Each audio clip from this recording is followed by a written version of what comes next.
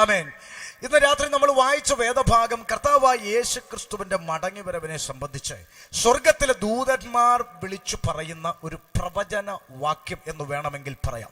പ്രവചന വാക്യം എന്ന് പറയാൻ കാരണം ആമേൻ, സംഭവിക്കാൻ പോകുന്ന വിഷയങ്ങൾ ആത്മാവ് വെളിപ്പെടുത്തി അത് മുൻകൂട്ടി വിളിച്ചറിയിക്കുന്നതിനെ സാധാരണ പ്രവചനം എന്നാ നമ്മൾ പറയുക. അങ്ങനെയെങ്കിൽ ദൂതന്മാർ പറഞ്ഞ ഈ വാചകം ഇതുവരെയും നിവർത്തിയായിട്ടില്ല, അഥവാ യേശു വീണ്ടും വന്നിട്ടില്ല. എന്നാൽ അധികം താമസം വിന ഇത് നിവർത്തിയാകും. യേശു വേഗത്തിൽ വാനമേഘ വെളിപ്പെട്ടു വരും. പ്രത്യാശയുള്ളവർ കരമുയർത്തി കർത്താവിനെ സ്തുതിക്കാം. ഹല്ലേലൂയ. അതുകൊണ്ട് ഇന്ന് രാത്രിയിൽ യേശു വരുന്നത് എന്തിനാണ്, ആരെ കൊണ്ടുപോകാനാണ്, എപ്പോഴാണ് വരുന്നത്, ഇത്യാദി കാര്യങ്ങൾ വളരെ ലളിതമായ ഭാഷയിൽ ഒരു കുഞ്ഞിന് മനസ്സിലാകുന്ന പോലെ ഈ ദേശത്തോട്, ഈ ജംഗ്ഷനോട് പുറത്തു നിൽക്കുന്നവരോട് സംസാരിക്കുവാനാണ് ഞാൻ ആഗ്രഹിക്കുന്നത്. കാരണം ബന്ധപ്പെട്ട് ഈ ആൻറ്റിക്ക് വേണമെങ്കിൽ ഈ യോഗം ആൻറ്റി ഉൾപ്പെട്ടു നിൽക്കുന്ന പാസ്റ്റർ പി സി ചെറിയാൻ്റെ ചർച്ചിൻ്റെ അകത്ത് ഉപവാസ പ്രാർത്ഥനയോ ഉണർവ് യോഗമോ ഫയർ കോൺഫറൻസ് എന്നൊക്കെ പറഞ്ഞ് നടത്തായിരുന്നു. എന്നാൽ അതൊന്നും നടത്താതെ ഇങ്ങനെ ഒരു ഗ്രൗണ്ട് തിരഞ്ഞെടുത്ത് പൊതുജനം കേൾക്കെ നടത്തുമ്പോൾ ഉള്ളത്തിൽ ഒറ്റ ചിന്തയുള്ളൂ, ഒരു വ്യക്തിയെങ്കിലും നശിച്ചു പോകാതെ നിത്യജീവൻ പ്രാപിക്കണം. അതിനായി പൊതുവേദികളിൽ നടത്തുന്നത്. പക്ഷെ നമുക്കറിയാം, ഇന്ന് പൊതുവേദികളിൽ സുവിശേഷം പറയുക എന്ന് പറയുന്ന ഒരു സംഗതി ഇപ്പം വളരെ വിരളമായിട്ട് മാത്രമേ കാണുന്നു. സുവിശേഷമില്ല. പകരം എന്തൊക്കെയോ കഥകളൊക്കെ പറഞ്ഞ് എന്തൊക്കെയോ പറഞ്ഞു അങ്ങനെ പോകുന്നു. 10 ആകുന്നു, 10:30 പക്ഷെ ആളുകൾക്ക് അത് ഈ സന്തോഷമാണ്. ഞാൻ മനസ്സിലാക്കിയെടുത്തോളം ആളുകൾക്ക് അതാണ് സന്തോഷം. നമുക്കിപ്പം യേശു വരുമെന്നോ, നിങ്ങൾ മാനസാന്തരപ്പെടണമെന്നോ, നിത്യജീവൻ, ഇതൊന്നും കേൾക്കുന്നത് ഇപ്പം പെന്തക്കോസ്തുകാർക്ക് പോലും വലിയ താല്പര്യമില്ലാത്ത ഒരു കാലത്തിലേക്ക് നമ്മൾ എത്തി നിൽക്കുമ്പോൾ ഒരു കാര്യം ഞാൻ വിളിച്ചു പറയാം. ഈ അന്ത്യകാലത്ത് ഇനി നമുക്ക് പറയാനുള്ള ഒറ്റ ദൂതേ ഉള്ളൂ, വേഗത്തിൽ യേശു വെളിപ്പെടാൻ പോവുകയാ. മാനസാന്തരപ്പെടുവൻ എന്ന സന്ദേശമാണ് നമുക്ക് ദേശത്തോട് പറയാൻ കഴിയുക. അതുകൊണ്ട് യേശു ക്രിസ്തുവിന്റെ വരവിനെ സംബന്ധിച്ച് ദൂതന്മാർ പറഞ്ഞ ഈ വാചകത്തിലേക്ക് ഞാൻ തിരിച്ചെത്തുമ്പോൾ പ്രസംഗം അവസാനിക്കുന്നതാണ്. എവിടെ നിന്ന് തിരിച്ചെത്തണം പറയാം. 2002 ഞാൻ ഈ വേദപുസ്തകം എടുക്കുവാനിടയായത്. പാരമ്പര്യ മുസ്ലിം കുടുംബത്തിൽ നിന്ന് 2002 വിശ്വാസ ജീവിതത്തിലേക്ക് ഇറങ്ങി തിരിച്ചു. ഇത് 18ാമത്തെ വർഷത്തിലേക്ക് പ്രവേശിച്ചു. കൃപയാൽ ഇന്നയോളം നിലനിൽക്കുവാൻ കർത്താവ് സഹായിച്ചു. ഏറെ വർഷങ്ങളായി എന്നെ അടുത്തറിയുന്ന, എൻ്റെ കുടുംബത്തെ അറിയുന്ന ദൈവദാസന്മാർ ഇവിടെ ചാക്കോ പാസ്റ്റർ കുടുംബമായിട്ട് ഇവിടെ ഉണ്ട്. ഞങ്ങൾ വളരെ കുടുംബപരമായി അറിയുന്ന ദൈവദാസന്മാരാണ്. ഏറെ വർഷങ്ങളായി അദ്ദേഹം നിലമ്പൂരിരുന്ന കാലം മുതൽ ഞങ്ങൾക്ക് പരിചയമുണ്ട്. അങ്ങനെ ഒത്തിരി പേര് വ്യക്തിപരമായി അറിയുന്നവരൊക്കെ ഇവിടെയുണ്ട്. 2002 ഇറങ്ങി തിരിച്ച കാലം മുതൽ ഒത്തിരി ചോദ്യങ്ങൾ അഭിമുഖീകരിച്ചുകൊണ്ട് വിശ്വാസ ജീവിതത്തിൽ നിന്നയാള് ഇപ്പോഴും ഒത്തിരി ചോദ്യങ്ങൾക്ക് മറുപടി പറഞ്ഞുകൊണ്ട് വിശ്വാസ ജീവിതത്തിൽ നിൽക്കുന്നയാളാണ്. അപ്പോൾ അങ്ങനെയൊക്കെ ഈ ചോദ്യങ്ങൾ ഒന്നിനു പിറകെ ഒന്നായി വന്നപ്പോൾ അന്നും ഇന്നും എനിക്ക് ഉള്ള ഒരു സന്തോഷം എന്ന് പറഞ്ഞാൽ, ആരെന്ത് ചോദിച്ചാലും ആര് എന്ത് പ്രസംഗിച്ചാലും ആ പറയുന്ന കാര്യങ്ങൾ ബൈബിളിലുണ്ടോ, അഥവാ വേദപുസ്തകത്തിൽ അങ്ങനെ തന്നെ ആണോ എന്ന് പരിശോധിക്കുന്ന ഒരു ശീലം എനിക്ക് അന്നും ഇന്നും ഉള്ളത് കൊണ്ട് കൃപയാൽ ഇന്ന് വരെ നിലനിൽക്കാൻ ദൈവം സഹായിച്ചു. ഞാൻ എല്ലാ വിശ്വാസികളോടും പറയാം, നിങ്ങൾക്ക് വിശ്വാസ ജീവിതത്തിൽ നിലനിൽക്കണമെങ്കിൽ മറ്റാരെന്ത് പറയുന്നു എന്നതല്ല, ബൈബിൾ എന്ത് പറയുന്നു എന്ന് പരിശോധിക്കാൻ തുടങ്ങിയാൽ തന്നെ നിങ്ങളുടെ ആത്മീയ ജീവിതം മെച്ചപ്പെടുവാനിടയായി തീരും. ഞാൻ അതിന്റെ ആഴങ്ങളിലേക്ക് പിന്നാലെ പറയാം. അപ്പോൾ ഞാൻ വേദപുസ്തകം വായിക്കാൻ തുടങ്ങി. വേദപുസ്തകം വായിച്ചപ്പോൾ ഒത്തിരി തെറ്റിദ്ധാരണകൾ എൻ്റെ ജീവിതത്തിൽ നിന്നും മാറിപ്പോയി. ഈ പരിസരത്ത് എന്നെ കേൾക്കുന്ന മാന്യ സഹോദരങ്ങളുണ്ട്. ദേശവാസികളായ ഒരുപക്ഷെ ഹൈന്ദവ സഹോദരങ്ങളോ ഇസ്ലാമിക സഹോദരങ്ങളോ ക്രൈസ്തവ സഹോദരങ്ങളോ പാരമ്പര്യമായ ക്രിസ്ത്യാനിയ പശ്ചാത്തലത്തിൽ ജീവിച്ചവരൊക്കെ ആകാം. പക്ഷേ എൻ്റെ ചില തെറ്റിദ്ധാരണകൾ ഒരുപക്ഷെ ഈ നാട്ടിലും ചിലരുടെ തെറ്റിദ്ധാരണകളാകാം എന്നുള്ളത് കൊണ്ട് അത് ഞാനൊന്ന് ഓപ്പണായി പറയുന്നു. എനിക്കൊരു തെറ്റിദ്ധാരണ ഉണ്ടായിരുന്നത്, ഈ ക്രിസ്ത്യാനികൾ ഇങ്ങനെ പ്രസംഗിക്കുന്നത്, പെന്തിക്കോസുകാർ ഇങ്ങനെ പ്രസംഗിക്കുന്നത്, നമ്മുടെ ഈ പുറത്തുള്ള ആളുകളെയെല്ലാം മതം മാറ്റി പെന്തക്കോസുകാരാക്കി ഒരു മതം സ്ഥാപിക്കുക എന്നുള്ള ധാരണ മറ്റുള്ളവർ പറഞ്ഞു കേട്ട പോലെ എനിക്കും ഉണ്ടായിരുന്നു. എന്നാൽ ഞാൻ ബൈബിൾ വായിച്ചപ്പോൾ ആദ്യം നീങ്ങിപ്പോയ ഒന്നാമത്തെ സംശയം അഥവാ തെറ്റിദ്ധാരണ, ഈ ബൈബിളിൽ ഒരൊറ്റ ഭാഗത്ത് പോലും മതം പഠിപ്പിക്കുന്നില്ല എന്നുള്ളതാണ്. നിങ്ങൾക്ക് സന്തോഷമില്ല? അപ്പോൾ സത്യത്തിൽ നമ്മുടെ ആളുകളുടെ പ്രശ്നം ഇത് തന്നെയാണ്. ദേശം വിടുവിക്കപ്പെടണമെന്ന് ആഗ്രഹിക്കുന്നവരാണ് ദൈവത്തെ സ്തുതിച്ചുകൊണ്ടിരിക്കുന്നത്. കൃഷ്ണൻകുട്ടി സാറ് ബ്രദറൻ സുവിശേഷകനാണ്, തിരുവട്ടാർ കൃഷ്ണൻകുട്ടി സാറ്. അദ്ദേഹം പലപ്പോഴും പെന്തക്കോസ്തുകാരുടെ യോഗങ്ങൾക്ക് പ്രസംഗിക്കാൻ വരുന്നത് എനിക്കറിയാം. ഇപ്പോഴും അദ്ദേഹം ലോകത്തുനിന്ന് മാറ്റപ്പെട്ടു. ആ കാലങ്ങളിൽ അദ്ദേഹം പെന്തക്കോസ്തു വേദിയിൽ വന്ന് മൈക്കെടുത്ത് അദ്ദേഹത്തിന്റെ മുഖവര തുടങ്ങുമ്പോൾ തന്നെ പല വേദിയിലും പറഞ്ഞിട്ടുള്ളൊരു പദം ഇങ്ങനെയാണ്: എനിക്ക് പെന്തക്കോസുകാരുടെ ഇടയിൽ പ്രസംഗിക്കാൻ വലിയ ഇഷ്ടമാണ് എന്ന് അദ്ദേഹം പറയും. ആ ഇഷ്ടത്തിന്റെ കാരണം പെന്തക്കോസുകാരുടെ ഇടയിൽ പ്രസംഗിക്കുമ്പോൾ ഒരു സെമിത്തേരി പ്രസംഗിക്കുന്ന ഫീലിംഗ് എനിക്കുണ്ടാകത്തില്ല എന്ന് അദ്ദേഹം പറയും. സെമിത്തേരി പ്രസംഗിക്കുന്ന ഫീലിംഗ് എനിക്ക് ഉണ്ടാകത്തില്ല, കാരണം ഇവരിടയ്ക്കിടയ്ക്ക് ഇങ്ങനെ ദൈവത്തെ സ്തുതിച്ചുകൊണ്ടിരിക്കുമെന്ന് പറയാറുണ്ട്. ജീവനുള്ള ദൈവമക്കളുടെ ഇടയിലാണ് ദൈവവചനം പ്രഘോഷിക്കപ്പെടുന്നത്. അപ്പോൾ ഒന്നാമത് തെറ്റിദ്ധാരണ മാറിപ്പോയത് ഇത് മതഗ്രന്ഥമല്ല. ഞാൻ ഈ പുറത്ത് കേൾക്കുന്നവരോട് ചലഞ്ച് ചെയ്ത് പറയുന്നു, നിങ്ങളൊരു ബൈബിൾ സംഘടിപ്പിക്കണം. ഇവിടെ ചോദിച്ചാൽ ആര് വേണമെങ്കിലും ഉപദേശമാര് ഫ്രീ ആയിട്ട് തരും.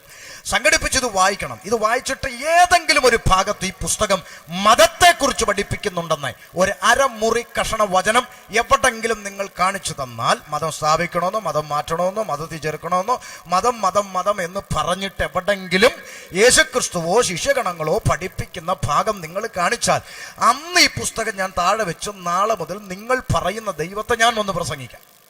കാരണം ഈ പുസ്തകത്തിൽ ഒരിടത്ത് പോലും മതം പഠിപ്പിക്കുന്നില്ല.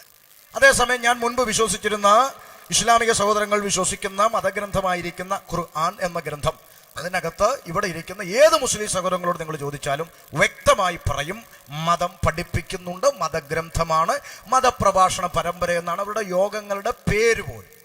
മതങ്ങളുടെ കൂട്ടത്തിൽ ഏറ്റവും ശ്രേഷ്ഠമായ ഒന്നാണ് ഇസ്ലാം മതം എന്ന കാര്യത്തിൽ എനിക്കിപ്പോഴും തർക്കമൊന്നുമില്ല. അത് ഇച്ചിരി മോശമായതുകൊണ്ട് ഞാൻ അത് വിട്ടച്ച് ഇതെടുത്തതുമല്ല. കാരണം ഇതെടുക്കാൻ കാരണം ഇത് മതമല്ലാത്തത് കൊണ്ടാണ്. അപ്പോൾ ഒന്ന് വ്യക്തമാക്കുന്നു. രണ്ടാമത്തെ ചിന്ത, ഈ പുസ്തകം ഒരു പ്രവചന ഗ്രന്ഥമാണെന്ന് എനിക്ക് മനസ്സിലായി. പ്രവചന ഗ്രന്ഥം എന്ന് പറയാൻ കാരണം ഇത് വായിച്ചപ്പോൾ എനിക്ക് മനസ്സിലായി, ഈ ആയിരക്കണക്കിന് വർഷങ്ങൾക്ക് മുൻപ് കണ്ടുപിടുത്തങ്ങളോ ഇന്റർനെറ്റോ ശാസ്ത്രമോ സയൻസോ ടെക്നോളജിയോ ഒന്നും ലോകത്തിൽ പേര് പോലും പറയാതിരുന്ന കാലത്ത് എഴുതപ്പെട്ട തിരുവചനങ്ങൾ 2020 കമ്പ്യൂട്ടർ യുഗത്തിൽ ഇന്ന് ഇവിടെ സംഭവിച്ചുകൊണ്ടിരിക്കുകയാണ്. ഒന്ന് രണ്ട് കാര്യങ്ങൾ തെളിവിന് വേണ്ടി മാത്രം പറഞ്ഞു വിടാം സമയത്തിന്റെ പരിമിതിയിൽ. ഒന്ന്, പണ്ട് കാലത്ത് നമ്മുടെ നാട്ടിലെ അപ്പച്ചന്മാർ ഇതുപോലെ സ്റ്റേജിൽ നിന്നുകൊണ്ട് നമ്മുടെ പ്രായമുള്ള പിതാക്കന്മാർ സ്കൂളിന്റെ പടി പോലും കാണാതെ ദൈവകൃപയിൽ ഇരുന്നു കൊണ്ട് പരിശുദ്ധാത്മാവിനാൽ പഠിച്ച് പ്രാപിച്ച അനുഭവങ്ങളിൽ അവർ വേദിയിൽ നിന്ന് വിളിച്ചു പറഞ്ഞു, ഈ പുസ്തകത്തിൽ എഴുതിയിരിക്കുന്നു അന്ത്യകാലത്ത് ഒരു ചെറിയ ചിപ്പ് ലോകത്തിലേക്ക് വരും. ഈ ചിപ്പ് ഏൽക്കാതെ മനുഷ്യന് വാങ്ങാനോ വിൽക്കാനോ കഴിയാത്ത ഒരു കാലം വരും. എഴുതിയിട്ടുണ്ടല്ലോ, ഇപ്പോഴും ഉണ്ടല്ലോ ഇതിനകത്ത്. അന്ന് അപ്പച്ചന്മാർ ഇത് പ്രസംഗിച്ചപ്പോൾ നാട്ടിലുള്ള ചേട്ടന്മാര് ജംഗ്ഷനുകളിൽ നിന്ന് തലകുലുക്കി ചിരിച്ചുകൊണ്ട് പറഞ്ഞു, യവന്മാർക്ക് വട്ടാണെന്ന് പറഞ്ഞു. എനിക്കറിയാം ഒത്തിരി പേര് കളിയാക്കി ചിരിച്ചു, പരിഹസിച്ചു. കാരണം കണ്ടുപിടുത്തമെന്ന പേര് പോലും ഇല്ലാത്ത കാലത്ത് ചെറിയ ചിപ്പ് വരും, ചിപ്പ് മനുഷ്യന്റെ കയ്യിലോ നെറ്റിമേലോ കൈമേലോ കുത്തിവെക്കുമെന്നും ഇതില്ലാതെ വാങ്ങാനോ വിൽക്കാനോ കഴിയാത്ത കാലം വരുമെന്ന് പറഞ്ഞാൽ ഇതുപോലെ ആനമണ്ടത്തരം വേറെ ഇല്ലെന്ന് പറയാവുന്നൊരു കാലത്ത് അപ്പച്ചന്മാർ പ്രസംഗിച്ചത് അവരാരും തിരുത്തിയില്ല, അവരാരും ഇത് തെറ്റിപ്പോയെന്ന് പറഞ്ഞ് കീറിക്കളഞ്ഞില്ല. പക്ഷേ ഇന്ന് ഞാനും നിങ്ങളും ഇന്റർനെറ്റ് പരിശോധിച്ചാൽ കാണാം, ചെറിയ അരിമണിയുടെ, നമ്മുടെ വീട്ടിൽ ചോറ് വെക്കാൻ വാങ്ങുന്ന അരിയിൽ ഒരു അരിമണിയുടെ വലിപ്പം മാത്രമുള്ള ഒരു ചിപ്പ് കണ്ടുപിടിക്കപ്പെട്ട മനുഷ്യന്റെ കയ്യിലെ അത് കുത്തിവെച്ച് ആ ചിപ്പ് ഉപയോഗിച്ചതേ അമേരിക്കയിൽ ജീവിക്കുന്ന ബാബുച്ചാൻ ഇവിടെ ഉണ്ട്, ചോദിച്ചാൽ പറയും അമേരിക്കൻ രാജ്യങ്ങളിൽ പല സ്ഥലത്തും ആ ചിപ്പ് നിലവിൽ വന്നു കഴിഞ്ഞു. ഓസ്ട്രേലിയയിൽ നിലവിൽ വന്നു കഴിഞ്ഞു. ഏറ്റവും ലേറ്റസ്റ്റ് വാർത്ത അത് ദുബായിൽ വരെ എത്തി എന്നുള്ളതാണ്. ഞാൻ പറയുന്നു, ദുബായിൽ മാത്രമല്ല താമസം, പിന്നെ അത് ഇന്ത്യയിലും വരും. ഇന്ത്യയിൽ മാത്രമല്ല, ലോകവ്യാപകമായി ഇത് നിർബന്ധ നിയമമായി നിലവിൽ വരിക തന്നെ ചെയ്യും. എന്നാൽ അതിന് ഒരു മിനിറ്റ് മുമ്പ്, ഒരു സെക്കൻഡ് മുമ്പ് പ്രാർത്ഥിക്കുന്ന ദൈവകുഞ്ഞുങ്ങൾ വാനമേഘ കർത്താവിനോടുകൂടെ ഇരിക്കും. ഹല്ലേലൂയ. ഞാനത് ഈ ലൈവ് മീഡിയയിലൂടെയൊക്കെ ഇങ്ങനെ പറയുമ്പോൾ ചിലപ്പോൾ ഈ ലൈവിലൂടെയൊക്കെ കാണുന്ന ചില പണ്ഡിതന്മാരൊക്കെ ചിലപ്പോൾ ചിരിക്കും. കാരണം ഈ അടുത്ത സമയത്ത് പെന്തക്കോസ്റ്റിൽ ഒരു പണ്ഡിതൻ പറഞ്ഞു, പണ്ടത്തെ അപ്പച്ചന്മാരെങ്ങാണ്ട് പഠിപ്പിച്ചു വെച്ചതാ മധ്യാകാശത്തിലിരിക്കും. മധ്യാകാശത്തിലിരിക്കുമെന്നൊരു വാക്യം ബൈബിളിൽ എവിടെങ്കിലും കാണിച്ചു തരാമോ എന്നാണ് ഈ പണ്ഡിതൻ ചോദിച്ചത്. പെന്തക്കോസ്റ്റിന്റെ പണ്ഡിതൻ തന്നെ നമ്മളോട് ചോദിക്കുകയാണ്, മധ്യാകാശം എന്ന് പറയുന്ന ഒരു വാക്യം ബൈബിളിൽ കാണിച്ചു തരാമോ എന്ന്. ഇതിനൊക്കെ നമ്മൾ എന്താ മറുപടി പറയുക? അപ്പച്ചന്മാർ പഠിപ്പിച്ചത് എന്തോ നമ്മൾ ഏറ്റുപാടുന്നു, അല്ലാതെ പെന്തിക്കോസിനകത്ത് ബൈബിളിലെ തിയറി ഒന്നും അല്ല പഠിപ്പിക്കുന്നൊക്കെ പറഞ്ഞ് ആ വിഷയത്തെക്കുറിച്ചൊക്കെ ഒത്തിരി പണ്ഡിതൻ വാചാലനായി. പക്ഷെ ഞാൻ ചോദിക്കുക, അങ്ങനെ ഒരു വാക്യം കാണിച്ചു തരാമോ എന്നൊക്കെ ചോദിക്കുമ്പം നമുക്കും ചോദിക്കാം, മറുപടിയൊക്കെ ഉണ്ട്. പുക വലിക്കരുത് എന്നൊരു വാക്യം കാണിച്ചു തരാമോ? പുകവലിക്കരുത്. ബസ്സിനകത്ത് എഴുതി വെച്ചിട്ടുണ്ട് പുകവലി പാടില്ല. അങ്ങനെയൊക്കെ എഴുതി വെച്ചിട്ടുണ്ട്. ബൈബിളിൽ എവിടെയെങ്കിലും പുകവലി പാടില്ല എന്നുള്ള വാക്യം കാണിച്ചു തരാം. അതുകൊണ്ട് പണ്ഡിതന്റെ ചർച്ചിലുള്ളവരെല്ലാം ഡെയിലി 2 എണ്ണം വലിച്ചുകൊണ്ടാണോ ആരാധനയ്ക്ക് വരുന്നത്? അങ്ങനൊന്നുമില്ല. വാക്യമില്ലെങ്കിലും അത് നടപ്പാക്കും. അതിനോട് ബന്ധപ്പെട്ട തെളിവുകൾ ബൈബിളിൽ ഉള്ളത് കൊണ്ട് തന്നെയാണ്. അപ്പോൾ മധ്യാകാശം എന്ന ഒറ്റ വാക്ക് ബൈബിളിൽ കാണിച്ചു തരാമോ എന്ന് ചോദിക്കുമ്പോൾ, അപ്പച്ചന്മാർ പഠിപ്പിച്ച വിവരക്കേട് പുതിയ തലമുറ ഏറ്റുപറയുകയാണെന്ന് പറയുമ്പോൾ എന്നെ കേൾക്കുന്ന ഇതിനകത്തിരിക്കുന്നവർ തിരിച്ചറിയണം, അപ്പച്ചന്മാർ പഠിപ്പിച്ചത് വിവരക്കേടല്ല, മണ്ടത്തരമല്ല. ഒരു ദിവസം രാവിലെ എഴുന്നേറ്റപ്പോൾ അപ്പച്ചന്മാർക്ക് ഉച്ചഭ്രാന്ത് തോന്നി, വേർപാട് പഠിപ്പിച്ചതല്ല, അത് വേദപുസ്തകത്തിന്റെ പ്രമാണമാണ്. പിതാക്കന്മാരുടെ അതിർ നീക്കരുതെന്ന് തിരുവചനം കിടക്കുമ്പോൾ പിതാക്കന്മാരുടെ അതിർ നീക്കിക്കൊണ്ട് ആധുനികമായ ട്രെൻഡുകൾ ദൈവസഭയ്ക്കകത്ത് അടിച്ചേൽപ്പിക്കാൻ ശ്രമിക്കുന്നത് പൈശാചിക തന്ത്രമാണെന്ന് തിരിച്ചറിഞ്ഞ് ഒരു നിലവിളിയോടെ പുതിയ പെന്തക്കോസ്ത് തലമുറ മടങ്ങി വരണം. യഹോവേ, പണ്ടത്തെ പോലൊരു നല്ല കാലം ഞങ്ങൾക്ക് വരുത്തണം, ഞങ്ങൾ മടങ്ങി വരേണ്ടതിന് ഞങ്ങളെ മടക്കി വരുത്തണമെന്ന് പ്രാർത്ഥിക്കേണ്ട കാലമായെന്ന് തിരിച്ചറിയുന്ന ഒരാളെങ്കിലും ഇതിനകത്തുണ്ടെങ്കിൽ ഞാൻ നിങ്ങളോട് പറയുന്നു, ദൈവസഭകൾ പഴയ അതിരിലേക്ക് മടങ്ങി വരണം. അപ്പം പറഞ്ഞ കാര്യം പറ ഉപദേശി, പറഞ്ഞ കാര്യം പറയാം. മധ്യാകാശത്തിലിരിക്കുമെന്ന് പിതാക്കന്മാർ പഠിപ്പിച്ചത് അവർക്ക് ഭ്രാന്ത് കയറി പഠിപ്പിച്ചതല്ല. പിന്നെ എന്താ? വേദപുസ്തകത്തിൽ എഴുതി, കർത്താവ് താൻ ഗംഭീരനാദത്തോടും പ്രധാന ദൂതന്റെ ശബ്ദത്തോടും ദൈവത്തിന്റെ കാഹളത്തോടും കൂടെ സ്വർഗത്തിൽ നിന്ന് ഇറങ്ങി വരികയും ക്രിസ്തുവിൽ മരിച്ചവർ മുമ്പേ, അതാരാ? അത് ലോകമാണോ സഭയാണോ? ക്രിസ്തുവിൽ മരിച്ചവർ. നിങ്ങൾ പറ, അത് ലോകമാണോ സഭയാണോ? ക്രിസ്തുവിൽ മരിച്ചവർ ആണോ? എന്നിട്ട് പോലും അതിനകത്ത് പോലും ഉറപ്പില്ലാത്ത ആളുകളാണെന്ന് ചിന്തിക്കണം. ക്രിസ്തുവിൽ എന്ന് പറഞ്ഞാൽ ഒറ്റ പദമെട്, ക്രിസ്തുവിൽ. എന്താ ക്രിസ്തുവിൽ? ഒരുവൻ ക്രിസ്തുവിൽ ആയാൽ പുതിയ സൃഷ്ടി. പുതിയ സൃഷ്ടി ലോകമാണോ സഭയാണോ എന്നാ ചോദിച്ചത്. ഇപ്പൊ പറയുന്നു കണ്ടോ. അപ്പൊ അതാ ഞാൻ ആദ്യം ചോദിച്ചത്. ഒരു ക്രിസ്തുവിൽ മരിച്ചവർ എന്ന് പറഞ്ഞാൽ ക്രിസ്തുവിൽ ജനിച്ച്, ക്രിസ്തുവിൽ ജീവിച്ച്, ക്രിസ്തുവിൽ മരിച്ചു, അല്ലേ? അപ്പൊ ക്രിസ്തുവിൽ മരിച്ചവർ മുമ്പേ. അടുത്ത വാക്കെന്താ? പിന്നെ ജീവനോടെ ശേഷിക്കുന്ന നാം അവരോടൊന്നിച്ച്. ആ നാം ലോകമാണോ സഭയാണോ? സഭയ്ക്ക് എഴുതിയതാണല്ലോ ലേഖനം. നാം അവരോടൊരുമിച്ച് കർത്താവിനെ എതിരേൽപ്പാൻ മേഘങ്ങളിൽ എടുക്കപ്പെടും. അത്രയും വായിച്ചില്ല. അപ്പച്ചന്മാർ അതിന്റെ തൊട്ടടുത്ത വാക്യം കൂടെ വായിച്ചു. അപ്പച്ചന്മാർക്ക് അങ്ങനെ ചില ഗുണങ്ങളുണ്ട്. അതിന്റെ മുമ്പും പിമ്പും അവർ വായിക്കും. ഇന്നത്തെ തലമുറയുടെ പ്രശ്നം എന്ന് പറഞ്ഞാൽ മുമ്പും പിമ്പും എന്ത് ചെയ്യത്തില്ല, വായിക്കത്തില്ല. നടുക്കത്തെ എടുത്ത് അങ്ങനെ ആഴ്ച കത്തിച്ച് വിടുകയാണ് ഇപ്പോഴത്തെ തലമുറ. നിങ്ങൾ ശ്രദ്ധിക്കണം. അപ്പച്ചന്മാർ അതിന് ശേഷമുള്ള വാക്യം കൂടെ വായിച്ചു. അവർ വായിച്ചു ഇങ്ങനെയാണ്, മേഘങ്ങളിൽ എടുക്കപ്പെടും, ഇങ്ങനെ നാം കർത്താവിനോട് കൂടെ ഇരിക്കും. ആ വാക്യം കൂടെ വായിച്ചു. അപ്പം എടുക്കപ്പെടുന്നത് എങ്ങോട്ടാ? മേഘങ്ങളിൽ. കർത്താവിനോട് കൂടെ ഇരിക്കും. അപ്പോൾ അവര് പറഞ്ഞു മേഘങ്ങളിൽ ഇരിക്കും. അത്ര ഉള്ളു കാര്യം. അങ്ങനെ അപ്പച്ചന്മാർ പറഞ്ഞു. ഇനി ഒരു വാദത്തിന് വേണ്ടി നമ്മളെ എടുക്കുന്നത് മേഘങ്ങളിലാണെന്നേ ഉള്ളൂ, ഇരിക്കുന്നത് അവിടെ അല്ല. പിന്നെ എവിടെ ഇരിക്കുന്നത്? ലുലു മാളിന്റെ പുറത്താ. ആയിക്കോട്ടെ, നമ്മൾ അവിടെ ഇരുന്നോളാം, നമുക്കെന്നാ പ്രശ്നം? ഇനിയിപ്പോ കർത്താവ് അവിടെ അല്ലേ ഇരിക്കുന്നത്, മരച്ചോട്ടില്ല, ആയിക്കോട്ടെ, സഭ അവിടെ ഇരുന്നോളാം. ഇനിയിപ്പോ കർത്താവ് ഇരിക്കുന്നത് പുഴവക്കത്ത്, ആയിക്കോട്ടെ, നമ്മൾ അവിടെ ഇരുന്നോളാം. ഒറ്റ വാചകം അറിഞ്ഞാൽ മതി, കർത്താവ് എവിടെ ഇരിക്കുന്നോ അവിടെ സഭ ഇരിക്കും. അതിന് ഇണവാക്യം ഉണ്ടോ പാസ്റ്ററേ? ഉണ്ടല്ലോ. യോഹന്നാന്റെ സുവിശേഷം 14-ാം അധ്യായത്തിൽ യേശു കർത്താവ് പറഞ്ഞു, ഞാൻ പോയി നിങ്ങൾക്ക് സ്ഥലമൊരുക്കിയാൽ ഞാൻ ഇരിക്കുന്ന ഇടത്ത് ഇച്ചിരി മാറിയല്ല, ഞാൻ ഇരിക്കുന്നിടത്ത് നിന്നൊരു സുമാർ 3 കിലോമീറ്റർ അപ്പുറത്ത് അല്ല, ഞാൻ ഇരിക്കുന്ന ഇടത്ത് നിങ്ങളെയും ഇരുത്തേണ്ടതിന് പിന്നെയും വന്ന് നിങ്ങളെ എൻ്റെ അടുക്കൽ ചേർത്തുകൊള്ളും. അതുകൊണ്ട് ഇതുപോലുള്ള വിഡ്ഢിത്തരങ്ങളൊക്കെ പറഞ്ഞുകൊണ്ട് പണ്ഡിതന്മാർ ഇറങ്ങിയിട്ടുണ്ട്. ദൈവമക്കൾ സൂക്ഷിക്കുക. അത്രയും പറഞ്ഞ് ഞാൻ ആ ഭാഗം വിടുക. ശ്രദ്ധിച്ചോണം. ആമേൻ. അപ്പോൾ പഴയ നിയമത്തിൽ ഉൽപ്പത്തി മുതൽ ഇങ്ങോട്ട് പഠിച്ചാൽ എഴുതിയിരിക്കുന്ന പ്രവചന ഭാഗങ്ങൾ ഇന്ന് 2020 നിവർത്തിയായിക്കൊണ്ടിരിക്കുകയെന്ന് ഞാൻ പറഞ്ഞു. ഇനി നിവർത്തിയാകുന്ന ഒരു കാര്യം കൂടെ പറയാം. പണ്ട് കാലത്ത് നമ്മുടെ അപ്പച്ചന്മാര് സ്റ്റേജിൽ കയറി ഇന്നുകൊണ്ട് പറഞ്ഞു, അന്ത്യകാലത്ത് പ്രതിമയ്ക്ക് സംസാരിക്കാൻ അനുവാദം ലഭിക്കുമെന്ന് പറഞ്ഞു. പ്രതിമകൾ സംസാരിക്കും. വെളിപ്പാട് പുസ്തകത്തിലുള്ള കാര്യമാണ്. അപ്പൊ ഇത് കേട്ടപ്പോൾ നാട്ടുകാരൊക്കെ ചിരിച്ച്, ഈ പ്രതിമ സംസാരിക്കും, ഇവർക്ക് വലിയ പോയി, ഇവർക്കൊന്നും ഇതുവരെ നേരം വെളുത്തിട്ടില്ലേ, പ്രതിമ സംസാരിക്കുമെന്ന്, അങ്ങനെയൊക്കെ സംഭവിക്കുമെന്നൊക്കെ ചോദിച്ച് കളിയാക്കിയ കാലമുണ്ട്. എന്നാൽ ഇന്ന് നിങ്ങൾ അറിഞ്ഞോ നാട്ടാരെ, സൗദി അറേബ്യയിൽ സോഫിയ എന്ന് പറഞ്ഞൊരു പ്രതിമയ്ക്ക് പൗരത്വം ലഭിച്ചില്ലേ? ഒരു റോബോട്ട്. അവൾ സഞ്ചരിക്കുകയാണ്, പത്രക്കാരോട് സംസാരിക്കുകയാണ്, ഫ്ലൈറ്റിൽ യാത്ര ചെയ്യുകയാണ്. കാരണം അവൾ സൗദി അറേബ്യയുടെ പൗരത്വം ലഭിച്ച വ്യക്തിയാണ്. സോഫിയ എന്ന റോബോട്ട് പ്രതിമ സംസാരിക്കുന്നുണ്ട്, വാർത്താ സമ്മേളനം നടത്തുന്നുണ്ട്, കാണുന്നുണ്ടോ? അവന്മാര് പ്രതിമയ്ക്ക് വരെ പൗരത്വം കൊടുത്തു തുടങ്ങി. ഇവിടെ മനുഷ്യർക്ക് കൊടുക്കാത്തതിന് അടി നടന്നുകൊണ്ടിരിക്കുന്നേ ഉള്ളൂ. മനസ്സിലാകുന്നുണ്ടോ? അപ്പൊ അതുകൊണ്ട് കാലത്തിനു മുൻപേ എഴുതി വെച്ച പ്രവചനത്തിന്റെ നിവർത്തി വിശുദ്ധ ബൈബിൾ.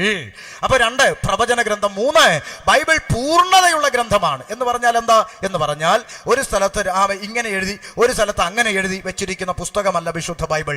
യഹോവയുടെ പുസ്തകത്തിൽ അന്വേഷിച്ച് വായിച്ചു നോക്കുവീൻ, അവയിലൊന്നിനും ഇണയില്ലാതിരിക്കുകയില്ല. ഒരു സ്ഥലത്ത് ഇങ്ങനെ എഴുതിയിട്ടുണ്ടെങ്കിൽ അതിന്റെ ഉത്തരം മറു സൈഡിൽ എഴുതിയിട്ടുണ്ട്. പൂർണ്ണതയുള്ള ഗ്രന്ഥമാണ് വിശുദ്ധ ബൈബിൾ. അല്ലാതെ ചില ആളുകൾ പറയുന്ന പോലെ രാവിലെ ചക്ക്, ഉച്ചയ്ക്ക് കൊക്ക്, വൈകിട്ട് കേക്ക്, അങ്ങനെ പറയുന്ന പുസ്തകമല്ല വിശുദ്ധ ബൈബിൾ. നമുക്കിപ്പോൾ ഇന്റർനെറ്റൊക്കെ തുറന്നാൽ കാണാം. അമേരിക്കയിൽ നിന്നൊരു പണ്ഡിതൻ വരുന്നു, രാവിലെ ലൈവിൽ വന്നിട്ട് പറയുന്നു, ഓണം, ക്രിസ്മസ്, പെരുന്നാൾ തുടങ്ങിയ കാര്യങ്ങളൊന്നും പെന്തക്കോസ്തുകാർക്ക് പാടില്ല, കാരണം നമുക്ക് വേർപാടുണ്ട്, വിശുദ്ധിയുണ്ട്. രാവിലെ ഇതെല്ലാം പറഞ്ഞിട്ട് തിരിച്ചുപോയി. ഉച്ചയായപ്പോൾ അടുത്ത വീഡിയോ വന്നിട്ട് പറയുന്നു, എല്ലാവർക്കും ഓണാശംസകൾ. മനസ്സിലാവും? അപ്പൊ ഇങ്ങനെ വെളിവും വെള്ളിയാഴ്ചയും ഇല്ലാതെ രാവിലെ ചക്കെന്നും ഉച്ചയ്ക്ക് കൊക്കെന്നും വൈകിട്ട് കേക്കെന്നും പറഞ്ഞു വരുന്ന ഒത്തിരി വട്ടുപിടിച്ചവരുള്ള കാലത്ത് നമ്മൾ തിരിച്ചറിയണം, വേദപുസ്തകം അങ്ങനെ തോന്നുന്നത് പറയുന്ന പുസ്തകമല്ല. ഇത് പൂർണ്ണതയുള്ള ഗ്രന്ഥമാണ്. അതുകൊണ്ട് എന്ത് കേട്ടാലും എന്ത് കണ്ടാലും അത് പുസ്തകത്തിലുണ്ടോ എന്ന് അന്വേഷിച്ച് പഠിച്ച് വായിച്ച് ഏറ്റെടുക്കുവാനുള്ളൊരു തീരുമാനം ദൈവസഭയ്ക്കുണ്ടാകട്ടെ. പറഞ്ഞു വിടുകയാണ്. ആമേൻ. അപ്പോൾ ഞാനിങ്ങനെ വായിക്കാൻ തുടങ്ങി. വായിച്ചു വരുമ്പോൾ ഈ ബൈബിൾ വാസ്തവത്തിൽ എന്താണ് പഠിപ്പിക്കുന്നതെന്ന് തിരിച്ചറിഞ്ഞപ്പോഴാണ് ഈ പുസ്തകം കൂടുതൽ ചേർത്ത് പിടിച്ച് സ്നേഹിക്കാൻ എനിക്ക് ഈ പുസ്തകത്തോട് ഇഷ്ടം തോന്നിയത്. എന്താണ് ഈ പുസ്തകം പഠിപ്പിക്കുന്നത്? മതമാറ്റമാണോ? ഒരിക്കലുമല്ല. പിന്നെ എന്താണ് പഠിപ്പിക്കുന്നത്? അതാണ് ഞാൻ നാട്ടുകാരോട് പറയാൻ പോകുന്നത്. കഴിഞ്ഞ ദിവസങ്ങളിൽ ഒരു ചേച്ചി വന്നിട്ട് പറഞ്ഞു, ഈ പെന്തിക്കോസുകാര് ശരിയല്ല. എന്നാ ചേച്ചി? അപ്പൊ ചേച്ചി പറയുകയാണ്, 500 രൂപയും കഞ്ഞിയും പയറും കൊടുത്ത് നമ്മുടെ ആളുകളെ മുഴുവൻ ഇവര് മതം മാറ്റുകയാണെന്ന് പറഞ്ഞു. അപ്പൊ ഞാൻ അതിന്റെ അടിയിൽ പോയി ഇങ്ങനെ എഴുതി, അങ്ങനെയാണെങ്കിൽ ചേച്ചി ഒരു 1000 രൂപയും ചിക്കൻ ഫ്രൈയും കൊടുത്ത് തിരിച്ചങ്ങ് കൊണ്ടുപോകൂടെ? അത് വളരെ സിമ്പിളായിട്ടുള്ളൊരു കാര്യമാണ്. കഞ്ഞിയും പയറും കിട്ടിയപ്പോൾ തിരിച്ച് ഇങ്ങോട്ട് വന്നവൻ ചിക്കൻ ഫ്രൈ കിട്ടിയാൽ തീർച്ചയായിട്ടും അങ്ങോട്ട് വരും. അങ്ങനെയാണ് ചേച്ചി ഒരു 1000 രൂപയും ചിക്കൻ ഫ്രൈയും കൊടുത്ത് തിരിച്ചു പിടിച്ചോണ്ടങ്ങ് പോകണം. അല്ലാതെ ഇതിനകത്ത് കിടന്ന് അടിയുണ്ടാക്കിയും വഴക്കുണ്ടാക്കിയും ചെയ്യേണ്ട കാര്യമൊന്നുമില്ല. ഇതങ്ങനെ കഞ്ഞിയും പയറും കിട്ടിയിട്ട് വരുന്ന ടീമുകളൊന്നുമല്ല. നല്ല കഞ്ഞി കുടിക്കാൻ വകയുള്ള ടീമുകൾ അതിനകത്ത് ഇരിക്കുന്നത്. ഇവിടെ ഇരിക്കുന്ന സഹോദരിമാരെ ഇങ്ങോട്ട് ഓരോരുത്തരെ വിളിച്ച് മൈക്ക് കൊടുത്താൽ ഇവിടെ ഇരിക്കുന്നതിൽ 99% പേരും പറയുന്ന ഒരു വാചകം ഞാൻ ഇപ്പോഴേ പറയാം. ഈ മൈക്ക് കൊടുത്താൽ ഇവരിൽ ഇരിക്കുന്ന 99 പാരമ്പര്യം കൊണ്ട് ക്രിസ്ത്യാനി അല്ലാത്ത അഥവാ പെന്തക്കോസ് കുടുംബത്തിൽ ജനിച്ചു വളർന്നവരല്ല സകല. അതുകൊണ്ടാണ് 1% വിട്ടത്. ബാക്കിയുള്ള 99% പേരും മൈക്ക് കൊടുത്താൽ അവർ പറയുന്ന ഒറ്റ വാചകം ഇങ്ങനെ ആയിരിക്കും, ചത്താലും എന്നെ പെന്തിക്കോസി ചേർക്കാവുന്ന നീ വിചാരിക്കണ്ടടി മോളെ എന്ന് ഒരിക്കലെങ്കിലും പറഞ്ഞ പുള്ളികളാണ് ഈ കസേരയിലിരുന്ന് കൈയടിച്ച് കൊട്ടിപ്പാടി കലപില എന്ന് പറഞ്ഞ് കൈയടിക്കുന്നത്. ആമേൻ. ഈ മാർഗം ഇഷ്ടപ്പെട്ട് ഓടിക്കൂടി വന്നവരൊന്നുമല്ല. ജീവിതത്തിന്റെ അനുഭവങ്ങളിൽ സത്യദൈവം ആരെന്ന് തിരിച്ചറിഞ്ഞ് ജീവിക്കുന്ന ഒരു ദൈവമുണ്ടെന്ന് മനസ്സിലാക്കി സത്യദൈവത്തിങ്കലെ കൂടി അടുത്തവരാണ് ഇതിനകത്തിരുന്ന് ഒരു നാണവും കൂടാതെ ദൈവത്തെ ആരാധിക്കുന്നവർ. അങ്ങനെയെങ്കിൽ ആമേൻ, ഇത് മതത്തിന്റെ സന്ദേശമല്ല, ഇത് കഞ്ഞിയും പയറും കൊടുക്കുന്ന സന്ദേശമല്ല. പിന്നെ എന്താണ് ബൈബിൾ പഠിപ്പിക്കുന്നത്? ഞാൻ ആ ചിന്തയിലേക്ക് പ്രവേശിക്കുകയാണ്. ആമേൻ. വേദപുസ്തകം ആരംഭിക്കുന്നത് തന്നെ ലോകം എങ്ങനെ ഉണ്ടായി എന്ന് പറഞ്ഞുകൊണ്ടാണ്. പ്രധാനപ്പെട്ട ചിന്തകൾ മാത്രം പറഞ്ഞു വിടുകയാണ്. ലോകം എങ്ങനെ ഉണ്ടായി? ബൈബിൾ പറയുന്നു, ആദിയിൽ ദൈവം ആകാശവും ഭൂമിയും സൃഷ്ടിച്ചു. ഭൂമി പാഴും ശൂന്യവും ആയിത്തീർന്നു എന്ന് മൂലഭാഷയിൽ എഴുതിയിരിക്കുന്നു. ആയിരുന്നു എന്ന് മലയാള പരിഭാഷയിൽ എഴുതപ്പെട്ടിരിക്കുന്നു. പാഴും ശൂന്യവും ആയിത്തീർന്ന ഭൂമിയിൽ മിച്ചം എന്തുണ്ട്? മിച്ചം 2 ഉണ്ട്. ഒന്ന് ആഴത്തിന്മീതെ ഇരുളുണ്ട്. ദൈവത്തിന്റെ ആത്മാവ് വെള്ളത്തിന്മീതെ പരിവർത്തിച്ചു. അപ്പൊ മിച്ചം 2 ഉണ്ട്. ഒന്ന് ഇരുള്, 2 വെള്ളം.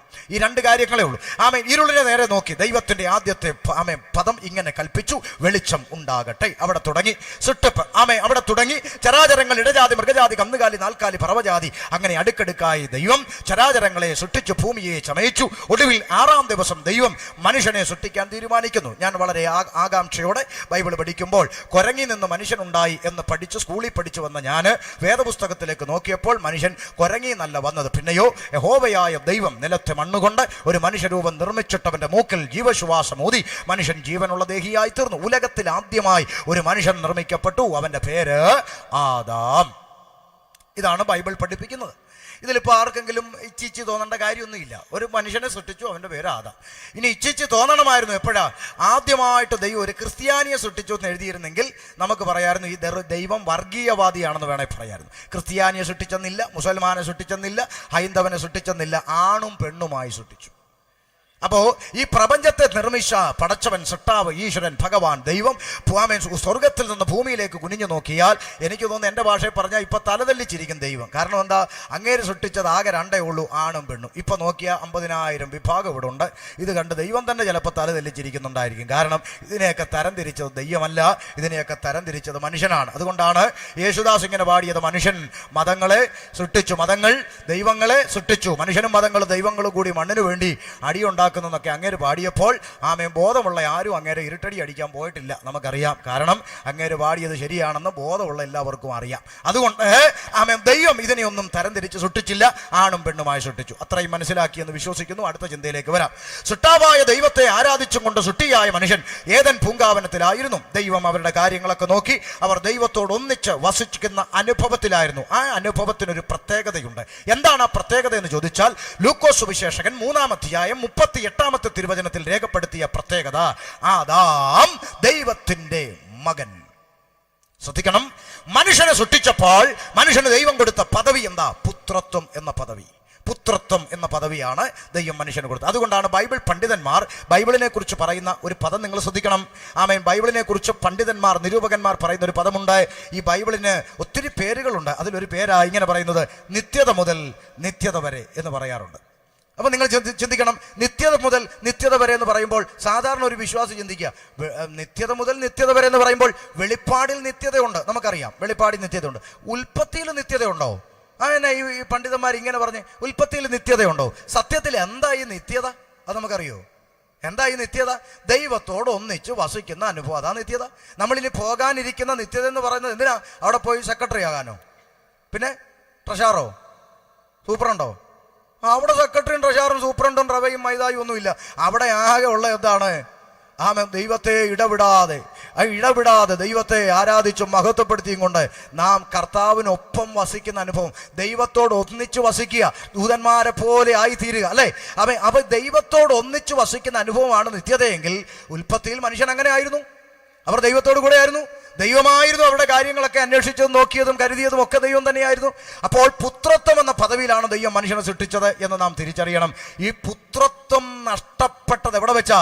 മനുഷ്യന്റെ അകത്ത് പാപം പ്രവേശിച്ചപ്പോൾ ദൈവത്തോട് ഒന്നിച്ചു വസിക്കാനുള്ള അവസരം നഷ്ടപ്പെട്ടു, തോട്ടത്തിൽ നിന്ന് പുറത്താക്കപ്പെട്ടു, പുത്രത്വം നഷ്ടപ്പെട്ടു. അന്ന് ഏദനിൽ വെച്ച് നഷ്ടപ്പെട്ടു പോയ പുത്രത്വം യേശുക്രിസ്തുവിലൂടെ തിരിച്ചു തരുന്ന ദൈവിക പദ്ധതിയുടെ പേരാണ് സുവിശേഷം.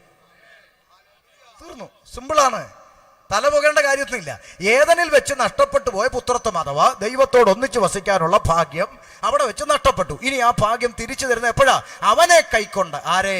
യേശുക്രിസ്തുവിനെ കൈക്കൊണ്ട് യേശുക്രിസ്തുവിന്റെ നാമത്തിൽ വിശ്വസിക്കുന്ന ഏവർക്കും, നാരായണനായാലും കറിയായാലും അമ്മ കൂട്ടിയാലും തോമസ് കൂട്ടിയാലും ഏവർക്കും ദൈവ മക്കളാകാൻ പുത്രത്വത്തിലേക്ക് തിരിച്ചു വരിക. അവകാശം കൊടുത്തു, അധികാരം കൊടുത്തു. ആ പുത്രത്വം യേശുക്രിസ്തുവിലൂടെ തിരിച്ചു കിട്ടും. ആർക്കും കിട്ടും, ഇടമണില്ല, ആർക്കും കിട്ടും, എല്ലാവർക്കും കിട്ടും പുത്രത്വം. അവനെ കൈക്കൊള്ളണം, പുത്രത്വം തിരിച്ചു കിട്ടും. അങ്ങനെ ഏദനിൽ വെച്ച് നഷ്ടപ്പെട്ടു പോയ പുത്രത്വം തിരിച്ചു പിടിക്കാൻ ദൈവം മനുഷ്യർക്ക് ഈ ഭൂമിയിൽ കൊടുത്തിരിക്കുന്ന അവസരമാണ് 70-80 വയസ്സ് വരെയുള്ള ജീവിതം. അതിനിടെ തിരിച്ചു പിടിച്ചോണം. 30 വയസ്സിൽ തിരിച്ചു പിടിച്ചവരുണ്ട് പുത്രത്വം, 35 വയസ്സിൽ തിരിച്ചു പിടിച്ചവരുണ്ട്, 40 തിരിച്ചു പിടിച്ചവരുണ്ട്, 50 തിരിച്ചു പിടിച്ചവരുണ്ട്, 70 തിരിച്ചു പിടിച്ചവരുണ്ട്, 90 ആയിട്ടും തിരിച്ചു പിടിക്കാതെ ഇപ്പോഴും മസിൽ പിടിച്ചിരിക്കുന്നവരുണ്ട്. മനസ്സിലാകുന്നുണ്ടോ? അതുകൊണ്ട് ഈ പുത്രത്വം തിരിച്ചു പിടിക്കാനുള്ള ഏക അവസരം ഈ ഭൂമിയിൽ ജീവിക്കുന്ന അവസരമാണെന്ന് തിരിച്ചറിഞ്ഞ് നഷ്ടപ്പെട്ട പുത്രത്വം തിരിച്ചു പിടിക്കണം. അവനെ കൈക്കൊണ്ട് അവന്റെ നാമത്തിൽ വിശ്വസിക്കണം. മനസ്സിലാകുന്നുണ്ടോ? സുവിശേഷം സിമ്പിളാ. സുവിശേഷത്തിന് വലിയ ഡിഗ്രി ജ്ഞാനോ ഒന്നും അറിയേണ്ട കാര്യമൊന്നുമില്ല. സുവിശേഷം മനസ്സിലാക്കാൻ സിമ്പിളാ. പുത്രത്വം നഷ്ടപ്പെട്ടത് എവിടെ? പറയാം. ദൈവത്തെ ആരാധിച്ചുകൊണ്ട് ദൈവത്തെ മഹത്വപ്പെടുത്തിക്കൊണ്ട് ഏദൻ പൂങ്കാവനത്തിലായിരുന്ന മനുഷ്യൻ സൃഷ്ടാവായ ദൈവത്തിങ്കിൽ സൃഷ്ടിയായ മനുഷ്യനെ അകറ്റിക്കളയുവാൻ ഇടയ്ക്ക് രംഗപ്രവേശനം ചെയ്ത ഇരുട്ടിന്റെ ആത്മാവ് ലൂസിഫർ. ലൂസിഫറിനെ കുറിച്ച് പറയുമ്പോൾ ലൂസിഫർ ആരാ ലൂസിഫർ? ഞാൻ ഒരിക്കൽ അതേപോലെ ചോദിച്ചൊരു കൺവെൻഷനെ, ആരാ ലൂസിഫർ എന്ന്. മുമ്പ് ഇരുന്ന കൊച്ചു വിളിച്ച് പറഞ്ഞു മോഹൻലാൽ എന്ന്. അങ്ങനൊന്നും ആരും പറയരുത്. മോഹൻലാൽ അല്ല ലൂസിഫർ കേട്ടോ, അങ്ങനൊന്നും പറയരുത്. അമ്മ ലൂസിഫർ എന്ന് പറഞ്ഞാൽ ദൈവത്തിന്റെ സന്നിധിയിൽ ദൈവത്തെ ആരാധിക്കാൻ സൃഷ്ടിക്കപ്പെട്ട മാലാകവൃന്ദ ദൂതസംഘത്തിൽ ഒരുത്തൻ. അവന്റെ മലയാള അർത്ഥം ലൂസിഫർ എന്ന് പറയുന്നത് ഇംഗ്ലീഷ് പദപ്രയോഗമാണെങ്കിൽ അതിന്റെ മലയാള അർത്ഥം ശുക്ര നക്ഷത്രം എന്നാണ്. ആമേൻ. അത് യെശയ്യാവ് 14:12 ആ പേര്. അപ്പൊ അതുകൊണ്ട് മനസ്സിലാക്കണം. ആമേൻ. ദൂതസംഘത്തിൽ ഒരുത്തൻ ലൂസിഫർ. അവന്റെ ഹൃദയത്തിന്റെ അകത്തൊരു മോഹം. നിങ്ങൾക്ക് പെന്തിക്കോസുകാർക്കെല്ലാം അറിയാലോ. എന്താ മോഹം? വേഗം പറഞ്ഞേ. എന്താ മോഹിച്ചേ? ദൈവത്തിന്റെ സ്വത്ത് മുഴുവൻ എനിക്ക് വേണമാണോ? അല്ല. പിന്നെന്താ മോഹിച്ചേ? ദൈവത്തിന്റെ സൗന്ദര്യം മൊത്തം എനിക്ക് വേണം ആണോ? അല്ല. പിന്നെന്താ മോഹിച്ചെന്ന് പറ. ദൈവത്തിന്റെ ആ കസേര എനിക്കൊന്ന് കിട്ടണം, ആ കസേരയിൽ ഇരുന്ന് സമനാകണമെന്നാ പുള്ളിക്കാരൻ പറഞ്ഞല്ലേ. ഞാനും അവിടെ ഇരിക്കും, എനിക്കും ഈ മഹത്വം എല്ലാം കിട്ടുമെന്ന്. അപ്പൊ ഈ കസേര മോഹം ആരുടെ ആത്മാവാ? നിങ്ങൾ പറ. ലൂസിഫറിന്റെ തന്നെ അല്ലേ? സന്തോഷം. ഞാനിത് പറഞ്ഞതിന്റെ പേരിലാണല്ലോ ഞാൻ ഇനി നിങ്ങളെ കൊണ്ട് പറയിക്കുക എന്നുള്ളതേ ഉള്ളൂ. അല്ല, ഞാൻ ഇനി പറയുന്ന പരിപാടിയില്ല. ഇനി നിങ്ങളെ കൊണ്ട് പറയിക്കുക എന്നുള്ളതേ ഉള്ളൂ. ഒന്നുകിൽ അധികാരമോഹം, ഒന്നുകിൽ യേശുവിന്റെ ആത്മാവ് അല്ലെങ്കിൽ ലൂസിഫറിന്റെ ആത്മാവ്. യേശുവിന്റെ ആത്മാവാണോ? ഉറക്കെ പറഞ്ഞേ. സമ്മതിച്ചേ? സന്തോഷം. സ്വതന്ത്രം. എല്ലാവർക്കും അറിയാം ഇത് സംഭവം ഇങ്ങനെയാണെന്ന്. പക്ഷെ ആർക്കും പ്രതികരിക്കാൻ പറ്റത്തില്ല, കാരണം പേടിയാ എല്ലാവർക്കും. നമുക്ക് പിന്നെ 500 കൊല്ലം ജീവിച്ചോളാന്ന് പെണ്ണും പിള്ളയ്ക്ക് ഉറപ്പൊന്നും കൊടുത്തിട്ടില്ല, അതുകൊണ്ട് പേടിയൊന്നുമില്ല. അതുകൊണ്ട് മനസ്സിലാക്കണം കുഞ്ഞെ, യേശുവിന്റെ ആത്മാവ് എന്താ? യേശുവിന്റെ ആത്മാവ് ഓരോരുത്തൻ മറ്റുള്ളവനെ തന്നേക്കാൾ, അത് യേശുവിന്റെ ആത്മാവ്. ഈ പ്രാവശ്യം നിന്നെ ഞാൻ അടിച്ച് കാമത്തുവട എന്ന് പറഞ്ഞാൽ അതാരുടെ ആത്മാവ്? ലൂസിഫറിന്റെ ആത്മാവ്. ഇതിലേതാണ് നിങ്ങളങ്ങ് ചിന്തിച്ചാൽ മതി. അപ്പൊ ലൂസിഫറിന്റെ ആത്മാവ് ഉള്ളവൻ എങ്ങാനും സൂപ്രണ്ടായി പോയെന്നും പറഞ്ഞ് അവനെ സ്വർഗത്തിലൊന്നും ഇടൂല, നരകത്തിൽ തന്നെ ഇടുള്ളൂ. അതുകൊണ്ട് കസേരക്കടിക്കുന്നവനെല്ലാം നരകത്തിൽ തന്നെ പോകും. മനസ്സിലായോ? ഇത് ബൈബിളിൽ. ഇനി നിങ്ങൾക്ക് ബൈബിളിൽ തെളിവ് വേണമെങ്കിൽ അതൊക്കെ തരാം. അതൊക്കെ ഇവിടെ അതിൻ്റെ വേദി അല്ലാത്തതുകൊണ്ട് ഞാൻ പറഞ്ഞു വിടുക. അതൊന്നും ആവശ്യമില്ല. കാരണം പഴയ നിയമത്തിൽ ഈ മത്സരത്തെ ഉപമിച്ചിരിക്കുന്നത് ആഭിചാരത്തോടാണ് അല്ലേ? ശമൂവേൽ പ്രവാചന പുസ്തകം 1 ശമൂവേൽ 15:23 മത്സരം ആഭിചാരം പോലെ എന്നാണ് എഴുതിയിരിക്കുന്നത്. അപ്പം ആഭിചാരം പോലെയെന്ന്. ജഡത്തിന്റെ പ്രവൃത്തികളോ? ഇതൊന്നും അറിയത്തില്ല. ജഡത്തിന്റെ പ്രവൃത്തികളോ? ഗലാത്യർ 5:19 ജഡത്തിന്റെ പ്രവൃത്തികളോ? ദുർനടപ്പ്, അശുദ്ധി, ദുഷ്കാമം, വിഗ്രഹാരാധന, ആഭിചാരം, പക, പിണക്കം, ജാരശങ്ക, ക്രോധം, ശാഠ്യം, ദ്വന്ദ്വപക്ഷം, ഭിന്നത, അസൂയ, മദ്യപാനം, വെറുക്കൂത്ത്. ഈ കൂട്ടത്തിൽ കിടക്കുക ആര്? ആഭിചാരകൻ. അപ്പൊ ആഭിചാരം എങ്ങോട്ട് പോകത്തില്ലെന്ന് ദൈവം. അപ്പൊ കസേര കടിക്കുന്നവൻ പോവോ? അതന്നല്ലേ ഞാൻ ഇത്രയും നാളായി പറഞ്ഞുകൊണ്ടിരിക്കുന്നത്. നിങ്ങളെന്താ സമ്മതിക്കാത്ത? പോവില്ല. ഇനിയിപ്പോൾ അത് പഴയ നിയമ ഭാഷ, അതൊക്കെ യഹൂദന്മാർക്ക് അങ്ങനെ രക്ഷപ്പെടും. എന്നാൽ പുതിയ നിയമം പറയാം. മർക്കോസ് സുവിശേഷം 10:35 മുതൽ വീട്ടിൽ പോയി വായിക്കണം. ഇപ്പോൾ എടുക്കുന്നില്ല, വീട്ടിൽ പോയി വായിക്കണം. അവിടെ യേശു കർത്താവ് ഒരു വ്യാഖ്യാനവും കൂടാതെ പറഞ്ഞിരിക്കുകയാണ്. നോക്കൂ, ജാതികളിൽ അധിപതികളായവർ അവരുടെ മേൽ കർത്തൃത്വം നടത്തുന്നു. ശ്രദ്ധിച്ചോണം. അപ്പം ലോകത്തിനൊരു സിസ്റ്റം ഉണ്ട്. ഒരാൾ മേലെ കയറിയിരുന്ന് മറ്റുള്ളവരെ ഭരിക്കുക. അതിന് യേശു പരാതിയൊന്നും പറഞ്ഞില്ല. കാരണം ലോകം അവനെ അറിഞ്ഞിട്ടില്ല. ആരെ? യേശുവിനെ അറിഞ്ഞിട്ടില്ല. ലോകം ദൈവത്തെ അറിഞ്ഞിട്ടില്ല. അതുകൊണ്ട് ലോകം നമ്മളെ പതിക്കുമെന്നും പറഞ്ഞു. അപ്പൊ ജാതികളിൽ അധിപതികളായവർ അവരുടെ മേൽ കർത്തൃത്വം നടത്തുന്നു, അവരിൽ മഹത്തുക്കളായവർ അവരുടെ മേൽ അധികാരവും നടത്തുന്നു. പ്രശ്നമില്ല. പക്ഷെ തിരിഞ്ഞ് ശിഷ്യന്മാരോട് പറയാം, പക്ഷേ നിങ്ങളുടെ ഇടയിൽ അങ്ങനെ അരുത്. ആരാ പറഞ്ഞേ? ഷമീർ കൊല്ലമാണോ പറഞ്ഞേ? യേശു പറഞ്ഞു നിങ്ങളുടെ ശിഷ്യന്മാരുടെ ഇടയിൽ അങ്ങനെ അരുത്. അപ്പൊ ചോദിക്കും ആരാ ശിഷ്യന്മാരെന്ന്? യോഹന്നാൻ 8:31 നിങ്ങൾ എൻ്റെ വചനത്തിൽ നിലനിൽക്കുന്നെങ്കിൽ നിങ്ങൾ വാസ്തവമായി എൻ്റെ. അപ്പൊ വചനത്തിൽ നിലനിൽക്കാനാ ഞങ്ങൾ സമുദായം വിട്ട് ഇറങ്ങിയതെന്ന് വാഗൊണ്ട് പറയുന്നെങ്കിൽ നിനക്ക് ഈ വചനം ബാധകമാണ്. നിങ്ങളുടെ ഇടയിൽ അങ്ങനെ അരുത്. അപ്പൊ യേശുവിന്റെ ഈ വാക്ക്, ഒരു വ്യാഖ്യാനം പോലും വേണ്ടാത്ത ഈ കൽപ്പന പുറങ്കാല് കൊണ്ട് അടിച്ചു ദൂരെ കളഞ്ഞേച്ചാണ് യേശു അങ്ങനെ പലരും പറയും ഞങ്ങൾ ഇപ്രാവശ്യം കസേര പിടിക്കും. അപ്പൊ യേശുവിന്റെ ഈ കൽപ്പന പുറങ്കാല് കൊണ്ട് അടിച്ചേച്ച് ഈ റവറണ്ട് സമുദായക്കാരനെ കാണുമ്പോൾ പറയുന്നത് എന്താണെന്നറിയാമോ? യേശു ക്രിസ്തുവിന്റെ കൽപ്പനയാണ് സ്നാനപ്പെടണം. അപ്പൊ മറ്റേതോ? നിങ്ങൾ പറ. ഇതിനെയാണ് മലയാളത്തിൽ ഇരട്ടത്താപ്പ് എന്ന് പറയുന്നത്. ഇതിനൊക്കെ കൊട പിടിച്ച് നിന്നാൽ ഷമീർ പാസ്റ്റർ ഞങ്ങൾ അംഗീകരിക്കാമെന്ന് പറഞ്ഞാൽ അങ്ങനെ ഒരു അംഗീകാരം നമുക്ക് വേണ്ട.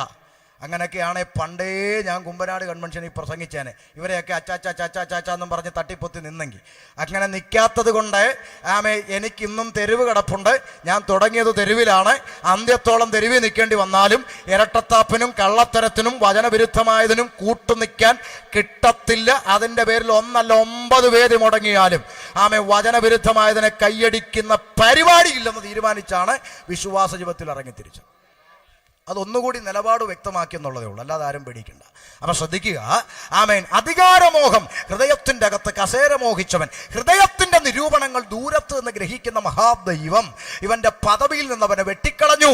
അതുകൊണ്ട് ഇരുട്ടിന്റെ ആത്മാവായി ഭൂതലത്തിൽ പതിച്ചു, ഭൂമി പാഴും ശൂന്യവുമായി തീർന്നു. അവിടെയാണ് ആമേൻ ദൈവം തന്റെ കുഞ്ഞുങ്ങളെ ആദമിനെ ഹവ്വയെ സൃഷ്ടിച്ചാക്കി വെച്ചിരിക്കുന്നത്. അവർ ദൈവത്തെ ആരാധിച്ചുകൊണ്ട് മുന്നോട്ട് പോകുന്ന രംഗം, സൃഷ്ടാവായ ദൈവത്തിങ്കിൽ നിന്നും സൃഷ്ടിയായ മനുഷ്യനെ അകറ്റിക്കളയാൻ ഈ ഇരുട്ടിന്റെ ആത്മാവ് പിശാച് പല ശരീരങ്ങളെ അവൻ ഉപയോഗിക്കുന്നതായി ബൈബിളിൽ തെളിവുണ്ട്. ആമെ പാമ്പിന്റെ ശരീരം ഉപയോഗിച്ചിട്ടുണ്ട്, അതുപോലെ തന്നെ പന്നിയുടെ ശരീരത്തിൽ കയറിയിട്ടുണ്ട്, കല്ലറയ്ക്കൽ ഒരു ഭൂതഗ്രസ്തനായ മനുഷ്യന്റെ ശരീരത്തിൽ കയറിയിട്ടുണ്ട്. പത്രോസിന്റെ ശരീരത്തിൽ കയറി വന്നപ്പോഴേ യേശു പറഞ്ഞു പോടാന്ന് പറഞ്ഞു, അപ്പോഴേ ഇറങ്ങി അങ്ങ് പോയിട്ടുണ്ട്. അതുപോലെ മക്കോദോന്യയ്ക്ക് പോയ പൗലോസിന്റെയും ശീലാസിന്റെയും പിറകി വന്നൊരു ചേച്ചി അല്ലേ, അങ്ങനെ ഒരു ചേച്ചി ഓർമ്മയില്ലേ? ഉണ്ട്. ഈ ചേച്ചി പൗലോസിന് മുമ്പ് പരിചയമുണ്ടോ? നമ്മുടെ ഇപ്പോഴത്തെ ന്യൂ ജനറേഷൻ കള്ളപ്രവാചകന്മാർ പറഞ്ഞു വെക്കുന്ന പോലെ, നാളെ ഞാൻ ആ വഴി വരും, നീ നമ്മുടെ കയറിയിരിക്കണം, എന്നിട്ട് ഞാൻ വിളിക്കുമ്പോൾ മുടന്തനാട്ടിങ്ങോട്ട് ഇറങ്ങി വരണം, അങ്ങനെ വല്ലതും പറഞ്ഞിട്ടുണ്ടോ? ഒരു അഡ്ജസ്റ്റ്മെൻറ്റും ഇല്ല. പൗലോസിനെ ചേച്ചിക്ക് അറിയത്തില്ല, ശീലാസിനെ അറിയത്തില്ല, പക്ഷേ ചേച്ചി വിളിച്ചു പറഞ്ഞ ദൂത് 100% കറക്റ്റാണ്. ഇവർ അത്യുന്നതനായ ദൈവത്തിൻ്റെ ദാസന്മാർ, രക്ഷാമാർഗം നിങ്ങളോട് അറിയിക്കാമെന്ന്. ശരിയോ തെറ്റോ അച്ഛാ? 100% ശരിയാ. നമ്മളെങ്ങാനും ആയിരുന്നെങ്കിൽ 3 ദിവസത്തെ ഉപവാസ പ്രാർത്ഥനയ്ക്ക് ഡേറ്റും മേടിച്ച ഈ അമ്മാമ്മ ഇവിടെ തോന്നും. എന്നാ അയ്യോടി സൂസമ്മേ, ഇവിടെ ഒരു അമ്മാമ്മ വന്നടി, എന്ത് അച്ചിട്ട ദൂതാടി അടിക്കുന്നത്. അയ്യോ ആന്നോടി, എന്നാൽ ഞങ്ങളുടെ വീട്ടിലൂടെ 3 ദിവസം ഉപവാസം വെച്ച് വിളിക്കാടി, ഇങ്ങോട്ട് ആ നമ്പർ ഒന്ന് തന്നേ എന്ന് നമ്മൾ പറയും. കാരണം നമ്മുടെയൊക്കെ ഒരു പ്രശ്നം അതാ, ദൂത് കൃത്യമായാൽ മതി. അകത്തിരിക്കുന്നത് ദൂതനാണോ ഭൂതമാണോ എന്ന് നമുക്കറിയേണ്ട കാര്യമില്ല. നമുക്ക് ദൂത് കൃത്യമാണോ, മോന് ജോലി കിട്ടുമെന്ന് പറഞ്ഞ് കിട്ടിയോ, കൊച്ചിന് വിസ ശരിയാവെന്ന് പറഞ്ഞ് ശരിയായോ, കൊച്ചിനെ കെട്ടിക്കോ എന്ന് പറഞ്ഞ് കെട്ടിച്ചോ, നമ്മൾ പിന്നെ അതിൻ്റെ പുറകെ ഒരു ഓട്ടമാ. കുഞ്ഞെ, പരിശുദ്ധാത്മാവ് അകത്തുള്ള പൗലോസിന് മനസ്സിലായി അമ്മച്ചിയുടെ ദൂതൊക്കെ കൃത്യമാ, പക്ഷെ അകത്തിരിക്കുന്ന ആള് ദൂതനല്ല ഭൂതമാ. അത് തിരിച്ചറിയാനുള്ള വിവേചനപരമാണ് പരിശുദ്ധാത്മാവിനെ പ്രാപിച്ച ദൈവകുഞ്ഞുങ്ങൾക്ക് ഈ അന്ത്യകാലത്തുണ്ടാകുന്നത്. ആമേൻ. ആ കാര്യത്തിൽ എനിക്ക് വളരെ സന്തോഷമുണ്ട്. ആമേൻ. ബ്രദറുകാരെ കുറിച്ച് നമ്മൾ പൊതുവെ പറയും അവരാത്മാവില്ലാത്തവരാന്ന് പറയും, നമ്മൾ പൊതുവെ പറയുന്നത്. പക്ഷേ ഇവിടെ നടക്കുന്ന തട്ടിപ്പിൻ്റെ 100-1 എന്താ അവിടെ നടക്കാത്തതെന്ന് ചോദിച്ചാൽ, ആമേൻ, വചനവിരുദ്ധമായ ഒരു കാര്യം പറഞ്ഞാൽ ഇരടാ അവിടെ എന്ന് പറയാൻ അതിനകത്ത് വചനം അറിയാവുന്നവരുണ്ട്. നിങ്ങൾ പണങ്ങും. കാരണം ഞാൻ ഇതൊക്കെ പറയുമ്പോൾ പറയും ഞാൻ ബ്രദറുകാരനാന്ന് പറയും. പ്രസംഗത്തിനിടയിൽ പടച്ചവൻ സൃഷ്ടാവ് ഈശ്വരൻ എന്ന് പറയുമ്പോൾ പടച്ചവൻ എന്ന് പറഞ്ഞതുകൊണ്ട് പറയും അങ്ങേരിപ്പോഴും മുസ്ലിമാണ്. എന്തൊക്കെ സഹിക്കണമെന്നറിയാമോ ഇതിനകത്ത്? മനസ്സിലാവുന്നുണ്ടോ? പടച്ചവൻ എന്ന് പറഞ്ഞാൽ പടച്ചുണ്ടാക്കിയവനെന്നേ അർത്ഥമുള്ളൂ. ഈശ്വരൻ എന്ന് പറഞ്ഞാൽ സൃഷ്ടിതാവെന്നേ അർത്ഥമുള്ളൂ. പണ്ടൊരു പാട്ടിനകത്ത് സച്ചിദാനന്ദൻ എന്ന് പറഞ്ഞൊരു പാട്ടിൻ്റെ വരി എഴുതി, ആനന്ദം പകരുന്നവനെന്ന് അർത്ഥമേ ഉള്ളൂ. അത് എഴുതിയതിൻ്റെ പേര് ചിലർക്ക് അയ്യോ ആ പാട്ട് നമ്മൾ പാടാമോ? സച്ചിദാനന്ദൻ എന്തല്ല, നമ്മളെ എത്രയോ പ്രത്യാശയുള്ള പാട്ടല്ലേ, ജീവനേ എൻ ജീവനേ നമോ നമോ, നല്ല പാട്ടല്ലേ. പാപികൾക്കമിതാനന്ദപ്രദനാകൃപാകര നീവാവ, അതിനകത്ത് അങ്ങനെയുണ്ട്. ദിവ്യകാന്തിയ ശോഭിച്ചന്തത മാറ്റും ഭാസ്കര. കണ്ടോ ഭാസ്കരൻ എന്നോ? നമുക്കത് പാടിക്കൂടെ? എന്താ പറയാ, ഭാസ്കരൻ എന്ന് പറഞ്ഞാൽ സൂര്യൻ അല്ലേ, അന്ധത മാറ്റുന്ന നീതി സൂര്യൻ എന്ന് പറഞ്ഞ. അപ്പൊ ഇതൊന്നും അറിയാതെ ഇതൊക്കെ പറഞ്ഞിട്ട് പോട്ടെ, നമ്മുടെ വിഷയത്തിലോട്ട് നമുക്ക് തിരിച്ചു വരാം. അപ്പോൾ നോക്കുക, ദൈവത്തെ ആരാധിച്ചുകൊണ്ട് മുന്നോട്ട് പോകുന്ന ഈ ദൈവ കുഞ്ഞുങ്ങളെ ദൈവത്തിങ്കിൽ നിന്ന് അകറ്റിക്കളയുവാൻ ഈ ഇരുട്ടിന്റെ ആത്മാവായിരിക്കുന്ന ഇബ്ലീസ്, പിശാച്, ശൈത്താൻ, സാത്താൻ എന്ന് പറയുന്ന ഇരുട്ടിന്റെ ആത്മാവ് തിരഞ്ഞെടുത്ത ശരീരം ദൈവം സൃഷ്ടിച്ച സകല കാട്ടുജന്തുക്കളിലും പാമ്പ് കൊള്ളാം, കുഴപ്പമില്ല, തരക്കേടില്ല, ഇങ്ങനെ ഉപയോഗിക്കാം. പാമ്പിനെ ഉപയോഗിച്ച് തോട്ടത്തിലേക്ക് പ്രവേശിക്കുന്നു. ഇവിടെ നിർത്തി ഒരു 5 മിനിറ്റ് പെന്തക്കോസ്തുകാരോട് എനിക്കൊരു വിഷയം പറയാറുണ്ട്, എന്നിട്ട് ഞാൻ അടുത്ത പൊതുജനത്തേക്കുള്ള ചിന്തയിലേക്ക് ഞാൻ തിരിച്ചു വരാം. ശ്രദ്ധിക്കണം, അവിടെ പാമ്പ് ഉപായത്താൽ ഹവ്വായെ ചതിച്ചെന്നാണ് ആര് പറയുന്നത്? ഞാൻ പറയുന്നത് നിങ്ങൾ വളരെ ക്ലിയർ ആയിട്ട് മനസ്സിലാക്കണം ദയവായി. ഇനിയും നിങ്ങൾ വഞ്ചിക്കപ്പെടാതിരിക്കുക. എന്നോട് കഴിഞ്ഞ ദിവസം ഒരാൾ പറഞ്ഞു, പക്ഷേ നിങ്ങൾ ഈ പ്രതികരിച്ചുകൊണ്ടൊന്നും പെന്തിക്കോസ് ലോകം നന്നാകാൻ എന്നോട് പറഞ്ഞു. എന്ന് പറഞ്ഞാൽ നിങ്ങൾ ഒരാൾ കിടന്ന് ഇവിടെ തൊണ്ട കീറുകൊണ്ടൊന്നും വലിയ മാറ്റമൊന്നും ഇവിടെ വരത്തൊന്നുമില്ല, നിങ്ങൾ നിങ്ങളുടെ കാര്യം നോക്കുമെന്ന് പറയും. പക്ഷെ ഞാനൊരു കാര്യം പറയാം, ഈ ആളുകളെ പറ്റിക്കുന്നതും ഈ നിസാരപ്പെട്ട കശുവണ്ടി ഫാക്ടറി പോയി കഷ്ടപ്പെടുന്ന സാധുക്കളുടെ മുഷിഞ്ഞ 10 രൂപ വരെ സ്വോത്ര കാഴ്ചയിലിട്ടിട്ടാണ് ഈ പാവങ്ങൾ പോയി ഇരിക്കുന്ന ഒരു യോഗത്തിന്. അങ്ങനെയുള്ളവരെ പോലും പറ്റിച്ചു പുട്ടടിക്കുന്നവരെ കാണുമ്പോൾ എനിക്കറിയത്തില്ല, എൻ്റെ രക്തം തിളച്ചു പോകും. ഞാൻ ഒത്തിരി സ്ഥലത്ത് ഇത് വേണ്ട എന്ന് വെച്ചിട്ട് എനിക്ക് അറിഞ്ഞുകൂടാ, വന്നു പോകുന്നതാണ്. നിങ്ങൾ ക്ഷമിക്കും. ഈ ആളുകളെ പറ്റിക്കുന്നതിനോട് ഒട്ടും യോജിക്കാൻ കഴിയാത്തത് കൊണ്ടാണ് ചില കാര്യങ്ങൾ അങ്ങ് പ്രതികരിച്ചു പോയത്. അതുകൊണ്ട് മനസ്സിലാക്കുക. ആമേൻ. ഇവിടെ നിങ്ങൾ മനസ്സിലാക്കാൻ വേണ്ടി ഗൗരവമേറിയൊരു വിഷയം തിരുവചനത്തിൻ്റെ അടിസ്ഥാനത്തിൽ പറയുക. ഈ ഏദൻ തോട്ടത്തിൽ ഹൗവ എന്ന് പറയുന്ന മണവാട്ടി വഞ്ചിക്കപ്പെട്ടതിനെ കുറിച്ച് പുതിയ നിയമസഭയോട് പൗലോസ് എടുത്തു പറഞ്ഞിട്ടില്ലേ? എവിടെയാ? 2 കൊരിന്ത്യർ 11:2 പറഞ്ഞു, എന്നാൽ സർപ്പം ഹൗവായെ ഉപായത്താൽ ചതിച്ചതുപോലെ നിങ്ങളുടെ മനസ്സ്. നിങ്ങൾ ശ്രദ്ധിക്കണം, ഇവിടെ പൗലോസ് പറയുന്ന നിങ്ങൾ ആരാ? ആദമോവയാണോ? സഭ. നിങ്ങളുടെ മനസ്സും ക്രിസ്തുവിനോടുള്ള ഏകാഗ്ര നിർമ്മലതയും വിട്ട് വഷളായി പോകുമോ എന്ന് ഞാൻ ഭയപ്പെടുന്നു. അപ്പോൾ പൗലോസ് പറഞ്ഞതിന്റെ മർമ്മം എന്താ? പണ്ട് തോട്ടത്തിലെ മണവാട്ടിയെ പാമ്പ് എങ്ങനെയാണോ തെറ്റിച്ചത്, ആ പാമ്പ് ആയിരിക്കത്തില്ല ഇന്ന് വരുന്നത്, പക്ഷെ ആ ഉപായമായിരിക്കും നിങ്ങളെയും ചതിക്കാൻ പ്രയോഗിക്കുന്നത്. അതല്ലേ പറഞ്ഞേ? അങ്ങനല്ലേ ദൈവദാസന്മാരെ പറഞ്ഞേ? അങ്ങനെയാ പറഞ്ഞേ. അപ്പൊ ഇതിൽ നിന്ന് പുതിയ നിയമസഭ രക്ഷപ്പെടണമെങ്കിൽ ഒരൊറ്റ കാര്യം, ആ ഉപായം എന്താണെന്ന് നമ്മൾ എന്ത് ചെയ്യണം? അറിഞ്ഞിരിക്കണം. അല്ലെങ്കിൽ നമ്മൾ ചതിയപ്പെട്ടു പോകും. അപ്പൊ എന്താണ് അവിടെ അവൻ പ്രയോഗിച്ച ഉപായം എന്ന് വളരെ ലളിതമായി സിമ്പിളായി പറഞ്ഞു തരാൻ പോവാ. ശ്രദ്ധിച്ചോണം. അവിടെ പിശാച് പ്രയോഗിച്ച ഉപായം, ദൈവം ഓൾറെഡി തൻ്റെ കുഞ്ഞുങ്ങളോട് അരുത്, ഇന്നത് നിങ്ങൾ എന്ത് ചെയ്യരുത്, കഴിക്കരുത് എന്ന് അരുതെന്ന് ദൈവം കൽപ്പിച്ചിട്ട് പോയ ഒരു കൽപ്പന. അതിനകത്ത് പിന്നെ തർക്കത്തിൻ്റെയോ വാദത്തിൻ്റെയോ ചിന്തയുടെ ആവശ്യമുണ്ടോ? ഇല്ല. അരുത് എന്ന് ദൈവം പറഞ്ഞു വെച്ചിട്ട് പോയ ഒരു കൽപ്പനയുടെ അറ്റത്ത് എന്തിട്ടു? Question mark, ചൂണ്ടക്കൊളുത്തിട്ടു. ഇതാണ് പിശാചിന്റെ തന്ത്രം. അന്നും ഇന്നും ഈ പാമ്പും കുഞ്ഞുങ്ങൾ ചെയ്യുന്ന എന്താണ്? ദൈവം കൽപ്പിച്ചതിന്റെ അറ്റത്ത് എന്തിട്ടുകൊണ്ട് വരിക. നിങ്ങൾ വളരെ ശ്രദ്ധിക്കണം, വഞ്ചിക്കപ്പെടാതിരിക്കാനാണ് ഇത് പറയുന്നത്. അപ്പം നമുക്കറിയാം, ജഡത്തിന്റെ പ്രവൃത്തികളോ, ദുർനടപ്പ്, അശുദ്ധി, ദുഷ്കാമം, വിഗ്രഹാരാധന, ആഭിചാരം, പക, പിണക്കം, ജാരശങ്ക, ക്രോധം, ശാഠ്യം, ദ്വന്ദ്വപക്ഷം, ഭിന്നത, അസൂയ, മദ്യപാനം, വെറിക്കൂത്ത്. അപ്പൊ ഈ മദ്യപാനി സ്വർഗരാജ്യം അവകാശമാക്കിയില്ല എന്ന് നമ്മൾ സാധാരണ പറയാറുണ്ട് അല്ലേ? അങ്ങനെ ചേർന്നിട്ടൊരു വാക്യം ഞാൻ ഇതുവരെ കണ്ടിട്ടില്ല. മദ്യപാനി മതല എഴുതി വെച്ചേക്കുന്ന കണ്ടിട്ടുണ്ട്, ബൈബിളിൽ കണ്ടിട്ടില്ല. മദ്യപാനി ദൈവരാജ്യം അവകാശമാക്കിയില്ല. അങ്ങനെ ചേർന്നിട്ടൊരു വാക്യം ഞാൻ കണ്ടിട്ടില്ല. ഞാൻ കാണാത്തതാണെങ്കിൽ ദൈവദാസന്മാർ പറഞ്ഞാൽ ഞാനത് കണ്ടോളാം, കുഴപ്പമില്ല. പക്ഷേ ഈ കാറ്റഗറിക്കകത്ത് ആര് കിടപ്പുണ്ട്? മദ്യപാനി കിടപ്പുണ്ട്. ദൈവരാജ്യം അവകാശമാക്കത്തില്ല എന്ന് പറയുന്നവരുടെ കാറ്റഗറിയിൽ ആരുണ്ട്? മദ്യപാനി പോകത്തില്ല എന്ന് എഴുതി വെച്ചിട്ടുണ്ട്. ഇവിടെ ഇരിക്കുന്ന എല്ലാവർക്കും അറിയാം, ദൈവവചനം പറയുന്നു മദ്യം കഴിക്കുന്നവൻ എന്ത് ചെയ്യത്തില്ല? ദൈവരാജ്യത്തിൽ പോകത്തില്ല. അറിയാം, ഉറപ്പാ. അപ്പോഴാണ് രാവിലെ സോഷ്യൽ മീഡിയ കൊണ്ട് തുറക്കുമ്പോൾ നാളെ 10 മണിക്ക് ലൈവ്, പെന്തക്കോസ്തുകാർക്ക് മദ്യപിക്കാമോ? എന്തിട്ടു? ക്വസ്റ്റ്യൻ മാർക്ക് ഇട്ടു. അപ്പം നമുക്ക് ഓൾറെഡി അറിയാലോ, ഇത് കഴിക്കുന്നവൻ അവിടെ പോകത്തില്ല, ദൈവരാജ്യത്തിൽ പോകും. അത് നമ്മുടെ ബൈബിളിൽ ഉണ്ടല്ലോ. ഇനി അതിനകത്തൊരു ചർച്ച കേൾക്കേണ്ട ആവശ്യം നമുക്കുണ്ടോ? ഇതാണ് ഹൗവായ്ക്ക് പറ്റിയത്. ഞാൻ പറയുന്നത് നിങ്ങൾക്ക് മനസ്സിലാവുന്നുണ്ടോ? ഇനിയെങ്കിലും നിങ്ങൾ ഇത് തിരിച്ചറിയണം. ഇത് തന്നെ ഹൗവായ്ക്ക് പറ്റിയത്. കാരണം ഓൾറെഡി ദൈവം പറഞ്ഞിട്ടുണ്ട് കഴിക്കരുത്. എന്നാൽ ഈ ചോദ്യം ചോദിച്ചുകൊണ്ട് വന്ന അച്ചായന്റെ വ്യാഖ്യാനം എന്താണെന്നും കൂടി ഒന്ന് കേൾക്കാൻ ഹൗവ തുനിയരുത്. വേദപുസ്തകത്തിൽ അരുത് എന്ന് പറഞ്ഞൊരു വിഷയം ഇനി ചർച്ച നടത്തി തെളിയിക്കേണ്ട ആവശ്യം ദൈവമക്കൾക്കില്ല. ഇനി സംവദിച്ച് തെളിയിക്കേണ്ട ആവശ്യം ദൈവമക്കൾക്കില്ല. വേദപുസ്തകത്തിൽ ഒരു കാര്യം അരുതെന്ന് പറഞ്ഞിട്ടുണ്ടെങ്കിൽ ഇനി അതിന് സ്വന്തമായിട്ടൊരു വ്യാഖ്യാനം പറഞ്ഞുകൊണ്ട് ഒരുത്തനും വരണ്ട. അങ്ങനെ വരുന്നത് കേൾക്കാൻ നിങ്ങൾ ചെവി തുറന്നിരുന്നാൽ അത് കേട്ടു തീരുമ്പോൾ നിങ്ങൾക്ക് ആശയക്കുഴപ്പമുണ്ടായിരിക്കും. ആ ആശയക്കുഴപ്പം നിങ്ങൾക്കുണ്ടാക്കുക എന്നുള്ളതാണ് പിശാച് ആഗ്രഹിക്കുന്നതും. ഇനി ഞാൻ നിങ്ങളോടൊന്നും ഒരു തെളിവും കൂടെ തരാം.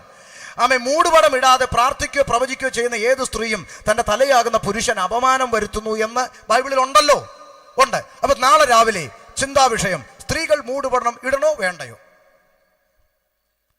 അപ്പൊ ഇത് ഇടാൻ അല്ല, മുടിയൊക്കെ ഇങ്ങനെ കച്ചത്തൂർ പോലെ കെട്ടി വെച്ചോണ്ട് നടക്കണമെന്ന് ആഗ്രഹിക്കുന്ന പെണ്ണുങ്ങൾക്ക് ഇത് കിട്ടിയപ്പോൾ ഒരു ചാൻസ് കിട്ടി. എങ്ങനെയും ഇത് ഇടണ്ടെന്നൊന്ന് സ്ഥാപിച്ച് കിട്ടിയാൽ നാളെ തൊട്ട് ഇടണ്ടാലോ എന്ന് വിചാരിച്ചിട്ടാണ് ഇവളിത് കേൾക്കാൻ പോയി ഇരിക്കുന്നത്. ഇത് കേട്ട് കഴിയുമ്പോൾ ആശയക്കുഴപ്പമുണ്ടായി, സംശയമുണ്ടായി. എത്ര മര്യാദയ്ക്ക് പോയിക്കൊണ്ടിരുന്ന, നന്നായി വസ്ത്രം ധരിച്ചു നന്നായി ആരാധിച്ചു പോയിക്കൊണ്ടിരുന്നത്. അപ്പൊ ഇന്നത്തെ പുതിയ തലമുറ അല്പം ഒക്കെ കഴിച്ചാലും കുഴപ്പമില്ല, അല്പം തുണി ഇങ്ങനെ ഇട്ടാലും കുഴപ്പമില്ല എന്ന് പറയാൻ കാരണം ഇതുപോലുള്ളത് കേൾക്കാൻ ഇരുന്നു കൊടുത്തതിന്റെ ഫലമാണ്. പുസ്തകത്തിൽ ഓൾറെഡി അരുതെന്ന് പറഞ്ഞൊരു വിഷയത്തിൽ ഇനി എന്തിന് ചർച്ച, ഇനി എന്തിന് വാദം? ഇത് നിങ്ങൾ തിരിച്ചറിയണം. ഇങ്ങനെയുള്ളതൊന്നും കേൾക്കാൻ നിങ്ങൾ ചെവി കൊടുക്കരുത്. ഇതാണ് ആമേൻ അവിടെ പ്രയോഗിച്ച ഉപായം. അത്രയും പറഞ്ഞ് ഞാൻ ആ ഭാഗവും വിടുക, സമയത്തിന്റെ പരിമിതി കൊണ്ട്. ശ്രദ്ധിക്കുക. അപ്പൊ ഉപായത്താൽ മനുഷ്യരെ ചതിച്ചു. വേദപുസ്തകം പറയുന്നു, ഏകനാൽ പാപവും പാപത്താൽ മരണവും ലോകത്തിൽ പ്രവേശിച്ചു. മനുഷ്യന്റെ അകത്ത് പാപം കയറി. ആദാമ്യ പാപം നിമിത്തം സർവ്വ മനുഷ്യരും പാപിയായി. ഇവിടെ ഒന്ന് രണ്ട് ചോദ്യത്തിന് മറുപടി പറഞ്ഞേ പറ്റത്തുള്ളൂ.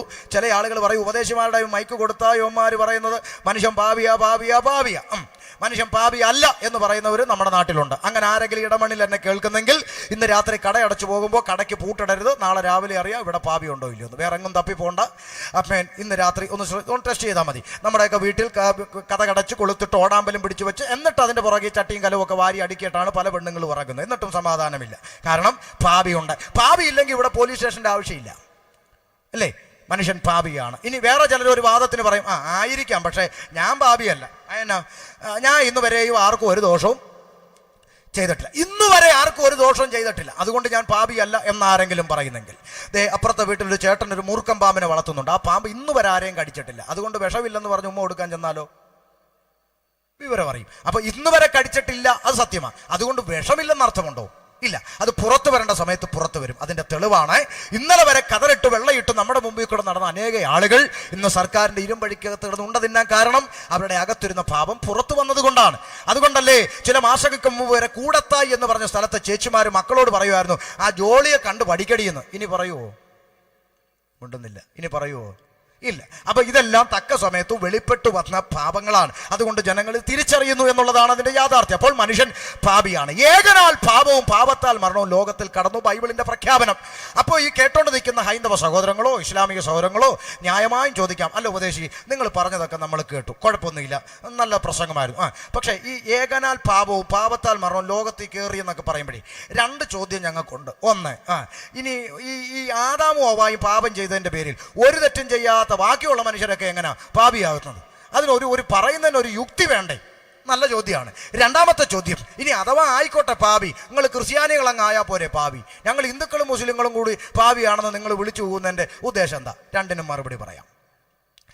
ആദാമ്യ പാപം നിമിത്തം ഒരു തെറ്റും ചെയ്യാത്ത ബാക്കിയുള്ള മനുഷ്യരൊക്കെ എങ്ങനെ പാപിയാകും? ചോദ്യത്തിന്റെ മറുപടി അറിയണമെങ്കിൽ നമ്മൾ അപ്പോസ്തല പ്രവൃത്തി 17:26 നമ്മുടെ ശ്രദ്ധയെ കൊണ്ടുപോകണം. കാരണം എയ്ഡ്സ് രോഗിയായ അപ്പനും അമ്മയ്ക്കും ജനിക്കുന്ന കുഞ്ഞാരാ? എയ്ഡ്സ് രോഗിയായ ഒരു അപ്പനും അമ്മ ജനിക്കുന്ന കുഞ്ഞാരാ? എയ്ഡ്സ് രോഗി. ഈ ചോരക്കുഞ്ഞിനെ വ്യഭിചാരം ചെയ്തിട്ടാണോ ഈ കുഞ്ഞ് രോഗിയായത്? ഈ കുഞ്ഞ് എന്തെങ്കിലും തെറ്റ് ചെയ്തിട്ടാണോ രോഗിയായത്? അല്ല. അപ്പനും അമ്മയും വഴിവിട്ട് ജീവിച്ചതിന്റെ ഫലം ഒരു തെറ്റും ചെയ്യാത്ത തലമുറ അനുഭവിച്ചു തീർക്കുന്നത് എല്ലാ മെഡിക്കലും സമ്മതിക്കുന്നു, എല്ലാ ഡിഗ്രിയും സമ്മതിക്കുന്നു, ഈ കുഞ്ഞ് രോഗിയാണ്. എങ്ങനെ വന്നു? കുഞ്ഞിന്റെ കുഴപ്പമല്ല, അപ്പനും അമ്മയും തെറ്റ് ചെയ്തതിന്റെ ഫലമാണ്. ഓക്കെ, അത് വന്നത് എങ്ങനെയാന്ന് മറുപടിയുണ്ട്. എങ്ങനെ വന്നു? രക്തത്തിലൂടെ വന്നു. അത് പോട്ടെ, ഈ ആദാമ്യ പാപം എങ്ങനെ സർവ്വ മനുഷ്യരിലും വന്നു? അത് പോട്ടെ എന്ന് പറയാൻ പറ്റില്ല. കാരണം അതും ഇതുമായി ബന്ധമുണ്ട്. ഇതെങ്ങനെ സകല മനുഷ്യരിലേക്കും വരും? ഹിന്ദുക്കളിൽ നിന്നും മുസ്ലിങ്ങളിൽ നിന്നും മാറിയിട്ട് ക്രിസ്ത്യാനി മാത്രം വന്നാൽ പോരാ. എന്തുകൊണ്ട് പോരാ? വായിക്കാം. അപ്പോസ്തല പ്രവൃത്തി 17:26. എങ്ങനെ സർവ്വ മനുഷ്യരും പാപിയാണെന്ന് നിങ്ങൾ പറയുന്നതിന്റെ ലോജിക്ക് എന്താ? ഇതാ കേട്ടോ ലോജിക്ക്. വായിച്ചു. മൈക്ക് ഓൺ ചെയ്യണേ.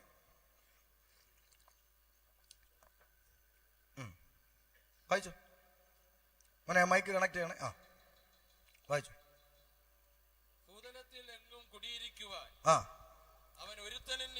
മൈക്കിന് എന്തോ കംപ്ലൈന്റ് ആണ്. വേറെ ഒരു മൈക്ക് എടുത്ത് അറേഞ്ച് ചെയ്യണേ. നോക്കെ ശ്രദ്ധിച്ചേ. 17:26 വായിക്കുന്നു, ഭൂതലത്തിലെങ്ങും കുടിയിരുപ്പാൻ. നിങ്ങൾ ശ്രദ്ധിച്ചു കേൾക്കണം. ഭൂതലത്തിലെങ്ങും കുടിയിരുപ്പാൻ അവൻ അഥവാ ദൈവം ഒരുത്തൻ അഥവാ ആദമിൽ നിന്ന് മനുഷ്യജാതി ഒക്കെയും ഉളവാക്കി. ഇടമണിൽ എന്നെ കേൾക്കുന്ന മാന്യ സഹോദരങ്ങൾ ശ്രദ്ധിക്കണം. ബൈബിൾ പഠിപ്പിക്കുന്നത് ഇങ്ങനെയാ. ആളുകളെ തെറ്റിദ്ധരിപ്പിച്ച് പറഞ്ഞു വെക്കുന്നതെല്ലാം എടുത്ത് ദൂരെ കളയണം. വേദപുസ്തകം പഠിപ്പിക്കുന്നത് ഇങ്ങനെയാ: ഭൂതലത്തിലെങ്ങും കുടിയിരുപ്പാൻ അവൻ അഥവാ ദൈവം. ഒന്ന് ശ്രദ്ധിച്ചേ. ഭൂതലത്തിലെങ്ങും കുടിയിരുപ്പാൻ അവൻ അഥവാ ദൈവം ഒരുത്തൻ അഥവാ ആദം. ആദമിൽ നിന്ന് മനുഷ്യജാതിയൊക്കെയും ഉളവാക്കി എന്ന് പറഞ്ഞാൽ ആദാം എന്ന ഏക രക്തത്തിൽ നിന്നാണ് ഈ ലോകത്തിലെ സർവ മനുഷ്യരെയും സൃഷ്ടിച്ചിരിക്കുന്നത്. ഒന്നുകൂടി ലളിതമായി പറഞ്ഞാൽ, കാവിയുടുത്തവനെയും തൊപ്പിയിട്ടവനെയും കൊന്തയിട്ടവനെയും ഒറ്റ രക്തത്തിൽ നിന്ന് സൃഷ്ടിച്ച ഒറ്റ ദൈവം. മനസ്സിലാക്കുന്നുണ്ടോ? ഇത് കേൾക്കുമ്പോൾ ചില ആളുകൾ വാശിക്ക് ഇയാളെന്തായി പറയുന്നത്? കാവ്യ എടുത്തവനെയും തൊപ്പിയിട്ടവനെയും കൊന്തയിട്ടവനെയും ഒറ്റ രക്തത്തിൽ നിന്ന് സൃഷ്ടിച്ചെന്നോ? യെസ്, അതൊന്നും തെളിയിക്കാവോ? പിന്നെന്താ, നാളെ രാവിലെ 4 ബോട്ടിൽ എടുക്കണം. 4 മൃഗങ്ങളുടെ രക്തം, ആട്, ആന, പോത്ത്, പശു ശേഖരിച്ച് അടുത്ത മെഡിക്കൽ ലാബിലേക്ക് കൊടുക്കണം. 10 മിനിറ്റ് മിടിക്ക് പെമ്പിള്ളേർ സ്റ്റിക്കർ ഒട്ടിച്ച് വെളിയിലോട്ട് വെക്കും. ദാണ്ട് ഇത് ആട്, ആനയുടെ, പോത്തിന്റെ, പശുവിന്റെ രക്തം എന്നൊക്കെ തിരിക്കും. അതിന് ഇവിടെ ഉപകരണങ്ങൾ നിലവിലുണ്ട്. വീണ്ടും 4 ബോട്ടിൽ എടുക്കണം. ഒന്നിൽ ഇവിടുത്തെ അമ്പലത്തിലെ പൂജാരിയുടെ രക്തം, അടുത്ത ജമാഅത്ത് പള്ളിയിലെ മുസ്ലിയാരുടെ രക്തം, ഇനി ഒന്നിൽ അടുത്ത പള്ളിയിലെ അച്ഛന്റെ രക്തം, ഇനി ഒന്നിൽ ഇവിടുത്തെ ഉപദേശിയുടെ രക്തം. അതേ ലാബിൽ കൊടുക്കണം. ഏതെങ്കിലും പിള്ളേർ സ്റ്റിക്കർ ഒട്ടിച്ച് തരുമോ? ദേ മാറിപ്പോവല്ലേ, മൂല ഇരിക്കുന്നതാണ് മുസ്ലിയാരുടേത്, അതുകൊണ്ട് ഇപ്പുറത്തോട്ട് വെച്ചിട്ടുണ്ട് പള്ളിയിൽ അച്ഛൻ്റെ, ദേ ഇനി താഴെ വെച്ചിട്ടുണ്ട് പൂജാരിയുടെ. അങ്ങനെ ആരെങ്കിലും പറയുമോ? നിങ്ങൾ പറ. ABCD ഗ്രൂപ്പൊക്കെ തിരിച്ചു നിൽക്കും, അവിടെ നിൽക്കട്ടെ. പിള്ളേരിറങ്ങി വന്നിട്ട് പറയും, ഇതേ മനുഷ്യനെ മെനക്കെടുത്തത്, ഇതെല്ലാം മനുഷ്യന്റെ രക്തമല്ലേ, അതുകൊണ്ടല്ലേ കൊന്തയിട്ട് വാഞ്ഞോടി ബൈക്ക് ടിപ്പറിന്റെ അടിയിൽ ചെന്ന് കയറിയവന് തല പൊട്ടി കൊണ്ടു കൊടുക്കുമ്പോൾ കാവി കൊടുത്തവന്റെ ബ്ലഡ് കുത്തി കയറ്റുന്നത്? എന്നാ പ്രശ്നം? ഒരൊറ്റ രക്തത്തിൽ നിന്ന് കാവി ഉടുത്തവനെയും തൊപ്പിയിട്ടവനെയും കൊന്തയിട്ടവനെയും സൃഷ്ടിച്ച ഒറ്റ ദൈവം. കാരണം ദൈവം മനുഷ്യനെ സൃഷ്ടിച്ചിട്ടുള്ളൂ. പിടികിട്ടിയോ? അമ്മേൻ. അത് ഇന്നും അത് തിരിച്ചറിയാത്തൊരു ജന്തു ലോകത്തിലുണ്ടാരാ? മനുഷ്യൻ. അവൻ തമ്മിൽ കളറും കൊടിയും നോക്കി കൊല്ലാൻ നടക്കുക. എന്നാൽ എല്ലാ രക്തവും ഒന്നാണെന്ന് അറിയുന്ന ഒരു ജന്തു, അതിന്റെ പേര് കൊതുകെന്ന. പുള്ളിക്ക് പണകയില്ലല്ലോ. നോക്കിയേ, ഇത് തിരിച്ചറിയേണ്ട മനുഷ്യൻ എന്ത് ചെയ്യുന്നില്ല? തിരിച്ചറിയുന്നില്ല. കാവി ഉടുത്തവനെയും തൊപ്പിയിട്ടവനെയും തോളോട് തോൾ ചേർത്ത് പിടിച്ചിട്ട് ഇവൻ എൻ്റെ സഹോദരനാണ്, എൻ്റെ അപ്പന്റെ മകനാണ്, എൻ്റെ ദൈവത്തിന്റെ സൃഷ്ടിയാ, എൻ്റെ കൂടപ്പിറപ്പാണെന്ന് പറഞ്ഞ് ചേർത്ത് പിടിച്ച് സ്നേഹിക്കേണ്ടതിന് പകരം കോഴിയെ കണ്ടിക്കുന്ന ലാഘവത്തോടെ കൂടപ്പിറപ്പിന്റെ കഴുത്തെറുക്കാനും കയ്യും കാലും വെട്ടാനും മടിയില്ലാത്ത ഒരു തലമുറ ഇവിടെ എഴുന്നേറ്റിട്ടുണ്ടെങ്കിൽ അതിനൊറ്റ മറുപടിയേ ഉള്ളൂ: നിന്റെ അകത്ത് പാപമിരിക്കുന്നു. ഈ പാപം പുറത്തു പോകാത്ത കാലത്തോളം നിനക്ക് കളറും കൊടിയും നോക്കി മാത്രമേ സ്നേഹിക്കാൻ കഴിയുള്ളൂ. അതിന് തെളിവ് ഞങ്ങളോ? ഞങ്ങൾക്കും അങ്ങനെ ആയിരുന്നല്ലോ. ഈ അസ്കിത നമുക്കും ഉണ്ടായിരുന്നു അല്ലേ? 2002 വരെ BJP, RSS എന്നൊക്കെ കേൾക്കുമ്പോൾ പല്ല് കടിച്ച പുള്ളികളാ നമ്മളും അല്ലേ? കമ്മ്യൂണിസ്റ്റ് എന്ന് കേൾക്കും പല്ല് കടിച്ച കോൺഗ്രസ് എന്ന് കേൾക്കുമ്പോൾ ഇതെല്ലാം ഇതിനകത്ത് ഇരിപ്പുണ്ട്. പക്ഷെ ഇപ്പൊ നമ്മൾ യോഗം കഴിഞ്ഞ് അങ്ങോട്ട് ഇറങ്ങുമ്പോൾ അവിടെ ഒരു കാവ്യ എടുത്തോ നിൽക്കുക. എന്നാ ഉണ്ട് സഹോദര? സന്തോഷമായിരിക്കും. എന്തോ പേര്? സുരേഷ്. എവിടെ ജോലി? അവിടെ ഇറാന്നില്ല. സന്തോഷമായിരിക്കുന്നല്ലോ. അതെ, ശരി, ദൈവം അനുഗ്രഹിക്കട്ടെ കേട്ടോ. പ്രാർത്ഥിച്ചോളാം. അത്രയല്ലേ ഉള്ളൂ? ഇപ്പൊ അത്രയല്ലേ ഉള്ളൂ? എന്താ? അകത്തിരുന്ന ഇരുട്ട് പുറത്തു പോയത് കൊണ്ട്. പാപമെന്ന ഇരുട്ട് പുറത്തു പോകുമ്പോൾ ജാതി, മത, വർണ്ണ, വർഗ വ്യത്യാസമില്ലാതെ അവൻ കാവി ഉടുത്തവനും തൊപ്പിയിട്ടവനും കൊന്തയിട്ടവനും തോളോട് തോൾ ചേർത്ത് പിടിച്ച് സ്നേഹിക്കാൻ കഴിയുന്ന വണ്ണം ഹൃദയത്തിന്റെ അകത്തു വരുന്ന മാറ്റമാണ് മാനസാന്തരം. ജാതി, മത, വർണ്ണവർഗ വ്യത്യാസമില്ലാതെ നാരായണനും കറിയായും അമ്മദൂട്ടിയും ഒന്നിച്ചിരുന്ന ഒറ്റ സ്ഥലത്ത് ഒറ്റ ദൈവത്തെ ആരാധിക്കുന്ന ഒറ്റ സ്ഥലമേ ഉലകത്തിലുള്ളൂ. അത് ദൈവസഭയാ. കണ്ടിട്ടില്ലേ? ഇവിടെ അങ്ങനെ ഒരു പ്രശ്നമില്ല. അല്ലെങ്കിൽ തന്നെ ജാതിയും മതമൊന്നും ഇല്ലാത്ത ചില നിമിഷങ്ങൾ മനുഷ്യന്റെ ജീവിതത്തിൽ വരുമെന്ന് 2 പ്രളയം പഠിപ്പിച്ചു. പക്ഷെ മലയാളി പഠിച്ചിട്ടില്ല കേട്ടോ. 2 പ്രളയം പഠിപ്പിച്ചു. നിന്റെ പറമ്പിലെ വെള്ളം എന്തിനാടി എന്റെ പറമ്പിൽ കൂടെ വരുന്നതെന്ന് ചോദിച്ചു വഴക്കുണ്ടാക്കിയ കുഞ്ഞമ്മ ഏതെങ്കിലും പറമ്പിൽ കൂടി വെള്ളം ഒന്ന് പോയാ മതി ഈശ്വരാന്ന് നിലവിളിച്ചു. എന്നിട്ട് പഠിച്ചോ? പഠിച്ചിട്ടൊന്നുമില്ല.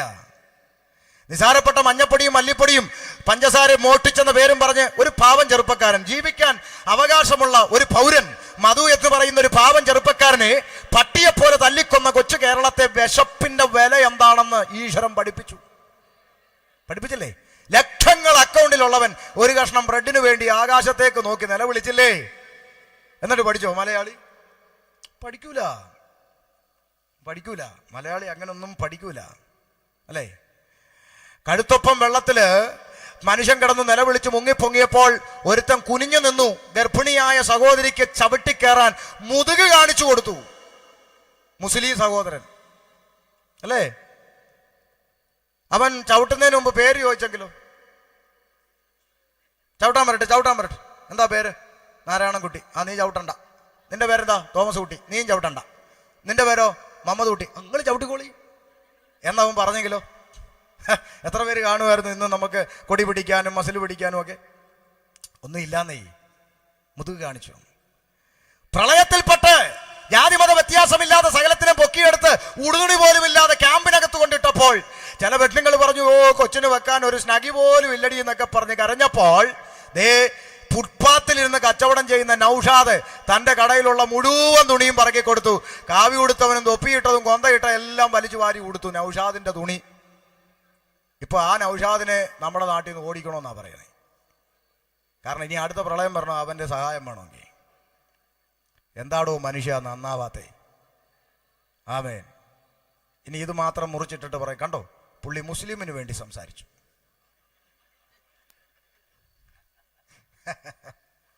Praise the Lord. യവന്മാരെ കൊണ്ടൊരു രക്ഷയില്ല. ഞാൻ പറയുന്നത് മനുഷ്യനാകണമെന്നാ. ഹല്ലേലൂയ. മനുഷ്യനാകണം. പാപമെന്ന ഇരുട്ട് മനുഷ്യന്റെ അകത്ത് കുടിയേറിയപ്പോൾ വർഗീയതകളുണ്ടായി, ഭിന്നതകളുണ്ടായി, കൂടപ്പുറപ്പിനെ സ്നേഹിക്കാൻ കഴിയാത്ത മനുഷ്യനായി ഈ പാപമെന്ന ഇരുട്ട് മനുഷ്യന്റെ അകത്ത് കയറിയപ്പോൾ അവർ ഈശ്വരന്മാരോട് നിലവിളിച്ചു. പുരാണങ്ങളിൽ പോലും തമസോമാം ജ്യോതിർഗമയ എന്ന് കുറിച്ചിട്ടു. ഇരുട്ടിൽ നിന്ന് വെളിച്ചത്തിലേക്ക് നയിക്കണം ഭഗവാനെ എന്ന് പിതാക്കന്മാർ ഈശ്വരന്മാരോട് പ്രാർത്ഥിച്ചു. കാരണം പാപമെന്ന ഇരുട്ട് മനുഷ്യന്റെ അകത്ത് കുടിയേറി. അതുകൊണ്ടാണ് ഇന്നും നമ്മുടെ നാട്ടിൽ ചില ആളുകൾ ചോദിക്കാറില്ലേ, യവന്മാർക്കൊരു നാണോമാനോ ഇല്ലടേ? ആര്? ഈ പെന്തിക്കോസുകാര്. യവന്മാരെ അടിച്ചാലും ഇടിച്ചാലും ചവിട്ടിയാലും തുപ്പിയാലും യവന്മാര് നാണോ ഇല്ലാതെ പിന്നെ വലിഞ്ഞേറി വരികയാണ് പ്രാർത്ഥിക്കട്ടെ എന്നും പറഞ്ഞ്. നാണോമാനോ ഇല്ലാത്തവന്മാർ ചിലർ പറയാറില്ലേ? അത് സത്യമാണ്. പക്ഷെ നീ ഒന്ന് അറിയണം സഹോദര, എന്തുകൊണ്ടാണ് നീ തുപ്പിയാലും അടിച്ചാലും ചവിട്ടിയാലും നാണമില്ലാതെ പിന്നെയും വലിഞ്ഞു കയറി വരുന്നതെന്ന് നീ ചിന്തിച്ചിട്ടുണ്ടോ? നീ എൻ്റെ കൂടപ്പുറപ്പാന്നുള്ള തിരിച്ചറിവ് ഈ പുസ്തകം തന്നതുകൊണ്ട്.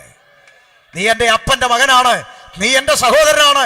നീ കള്ളു കുടിച്ച് നടക്കുമ്പോൾ, നിന്റെ കുടുംബം തകർന്നു പോകുന്ന കാണുമ്പോൾ, നീ ഭാര്യയെ തല്ലുമ്പോൾ, നിന്റെ കുടുംബം ഡൈവേഴ്സിലേക്ക് നീങ്ങുമ്പോൾ, അരുത്, ഭാര്യയെ തല്ലരുത്, സഹോദര കുടിക്കരുത്, മോനെ നീ ഇങ്ങനെ നശിച്ചു പോകരുത് എന്ന് പറഞ്ഞുകൊണ്ട് നാണമില്ലാതെ പിന്നെയും നിന്റെ പിന്നാലെ നാണം കെട്ട് വലിഞ്ഞു കയറി വരുന്ന നാണമില്ലാത്ത പെന്തിക്കോസുകാര്, നീ എൻ്റെ കൂടപ്പുറപ്പാന്നുള്ള തിരിച്ചറിവ് ഈ പുസ്തകം തന്നതുകൊണ്ടാണ്. ഇങ്ങനെ പഠിപ്പിക്കുന്ന ഒരു പുസ്തകത്തെ അല്ലാതെ ഷമീർ ഏത് പുസ്തകത്തെയാ പ്രസംഗിക്കണ്ടേ? നിങ്ങൾ പറ. ഈ പുസ്തകത്തെ അല്ലാതെ പിന്നെ ഏത് പുസ്തകം പ്രസംഗിക്കും? ആമേൻ. ഏകനാൽ പാപത്താൽ മരണവും ലോകത്തിൽ പ്രവേശിച്ചു. മനുഷ്യന്റെ അകത്ത് പാപമെന്ന ഇരുട്ട് കുടിയേറി. പാപമെന്ന ഇരുട്ട് മനുഷ്യന്റെ അകത്ത് പ്രവേശിച്ചപ്പോൾ ഒരുപാട് ദുരന്തങ്ങൾ മനുഷ്യന് സംഭവിച്ചു.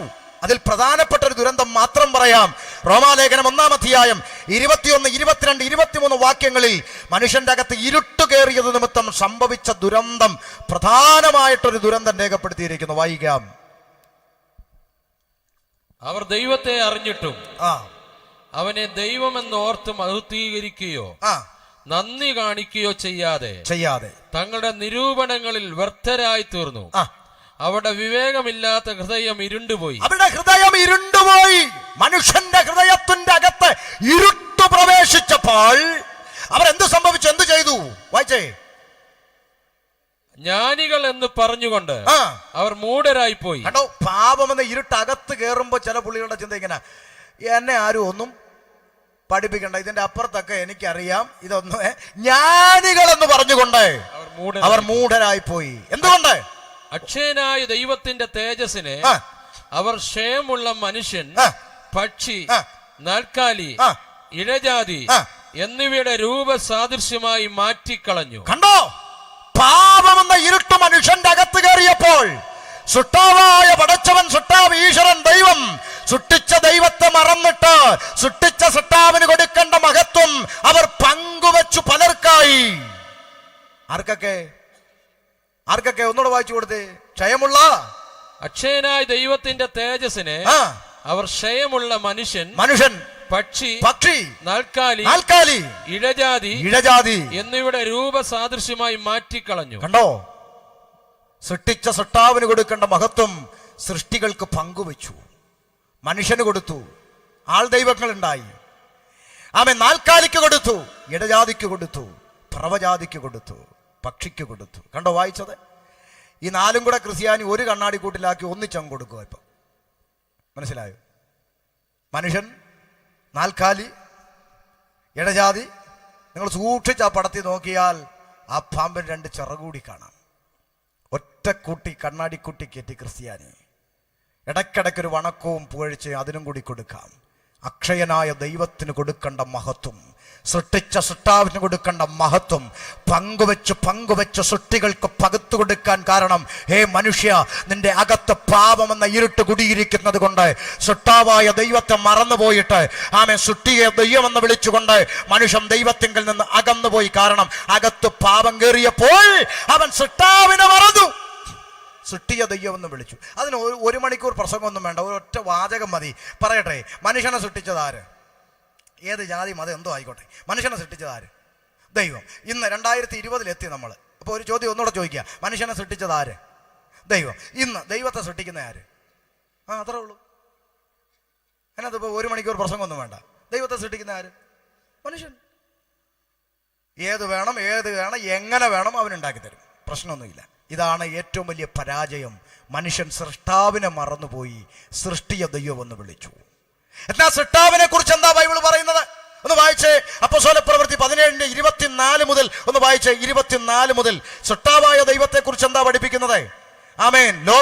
ലോകവും അതിലുള്ളതൊക്കെയും ഉണ്ടാക്കിയ ദൈവം. നിക്കട്ടെ, ലോകവും അതിലുള്ളതൊക്കെയും ഉണ്ടാക്കിയവൻ. ഈ ലോകവും ഈ കാണുന്ന എണ്ണകടാകങ്ങൾ മുഴുവൻ നിറഞ്ഞു നിൽക്കുന്ന പ്രപഞ്ചവും അതിൽ കാണുന്ന സകല ജരാചരങ്ങളും, മൃഗജാതി, ഇടജാതി, കന്നുകാലി, പറവജാതി, നാൽക്കാലി, സകലതും ഈ പന്തലിന്റെ അകത്തിരിക്കുന്ന നിങ്ങളെയും എന്നെയും അടക്കം ഉണ്ടാക്കിയവൻ ആണ് ദൈവം. ഞാനും നീ ഉണ്ടാക്കിയതല്ല, എന്നെയും നിങ്ങളെയും ഉണ്ടാക്കിയ ദൈവം, ഉണ്ടാക്കിയവനായ ദൈവം. ആമേ. ആ ദൈവം ആമേ സ്വർഗത്തിനും ഭൂമിക്കും നാഥനാകൊണ്ട്. നിക്കട്ടെ, ആ ദൈവം ആരാ? കൊല്ലം ജില്ലയിൽ മാത്രം ഒതുങ്ങിയിരിക്കുന്നവനല്ല, തിരുവനന്തപുരം ജില്ലയിൽ മാത്രം ഒതുങ്ങിയിരിക്കുന്നവനല്ല, റാന്നി പഞ്ചായത്തിൽ മാത്രം ഒതുങ്ങിയിരിക്കുന്നവനല്ല, അവൻ പത്തനംതിട്ടയിൽ മാത്രം ഒതുങ്ങിയിരിക്കുന്നവനല്ല, കാസർഗോഡ് മാത്രം ഒതുങ്ങിയിരിക്കുന്നവനല്ല. പ്രപഞ്ചത്തെ നിർമ്മിച്ച ഈശ്വരൻ, പടച്ചവൻ, സൃഷ്ടാവ് ദൈവം, അവൻ സ്വർഗത്തിനും ഭൂമിക്കും നാഥനാണ്. സകല പ്രപഞ്ചങ്ങളെ നിറഞ്ഞു നിൽക്കുന്നവനാണ് അവൻ. സ്വർഗത്തിനും ഭൂമിക്കും നാഥൻ. സ്വർഗത്തിനും ഭൂമിക്കും നാഥനാകൊണ്ട് കൈപ്പണിയായ കെട്ടിടങ്ങളിൽ വാസം ചെയ്യുന്നില്ലെന്ന്. മനുഷ്യന്റെ കൈപ്പണിയായ കെട്ടിടങ്ങളിലൊന്നും ദൈവം വാസം ചെയ്യുന്നില്ല. ഞാനത് നിങ്ങൾക്ക് വളരെ സിമ്പിളായി തെളിയിക്കട്ടെ. ഈ റാന്നിയിൽ വെള്ളപ്പൊക്കം വന്നല്ലോ അല്ലേ? വന്നോ? ഉണ്ടെന്നില്ല, വന്നു. ഒരു ചോദ്യം ചോദിക്കുക, സത്യസന്ധമായി മറുപടി പറയണം, കാരണം തെറ്റ് പറയാൻ പാടില്ല. അതുകൊണ്ട് ശരിയായിട്ട് മറുപടി പറയാൻ പാടുള്ളൂ. റാന്നി വെള്ളപ്പൊക്കം വന്നപ്പോൾ നമ്മുടെ ഇവിടുത്തെ ചാക്കോച്ചൻ്റെ പള്ളിയിലിരിക്കുന്ന യേശു വെള്ളത്തിലൂടെ ഒഴുകി നടന്നില്ലേ? പറ. മേളി ഇരുന്നല്ല, താഴെ ഇരുന്നത്. അതിനാ ഉണ്ടത്? എടാ, വാർത്തയിലൊക്കെ കണ്ട കാര്യം ചോദിക്കണേ. നമ്മുടെ തോമാച്ചൻ്റെ ചാക്കോച്ചൻ്റെയും പള്ളിയിലിരുന്നില്ല, യേശു വെള്ളത്തിലൂടെ ഒഴുകി നടന്നില്ലേ? നടന്നു. ഇത് കണ്ട് ചാക്കോച്ചനോ തോമാച്ചനോ ആകാശത്തേക്ക് നോക്കി, ഹെലികോപ്റ്റർ നോക്കി, ഹെലികോപ്റ്റർ.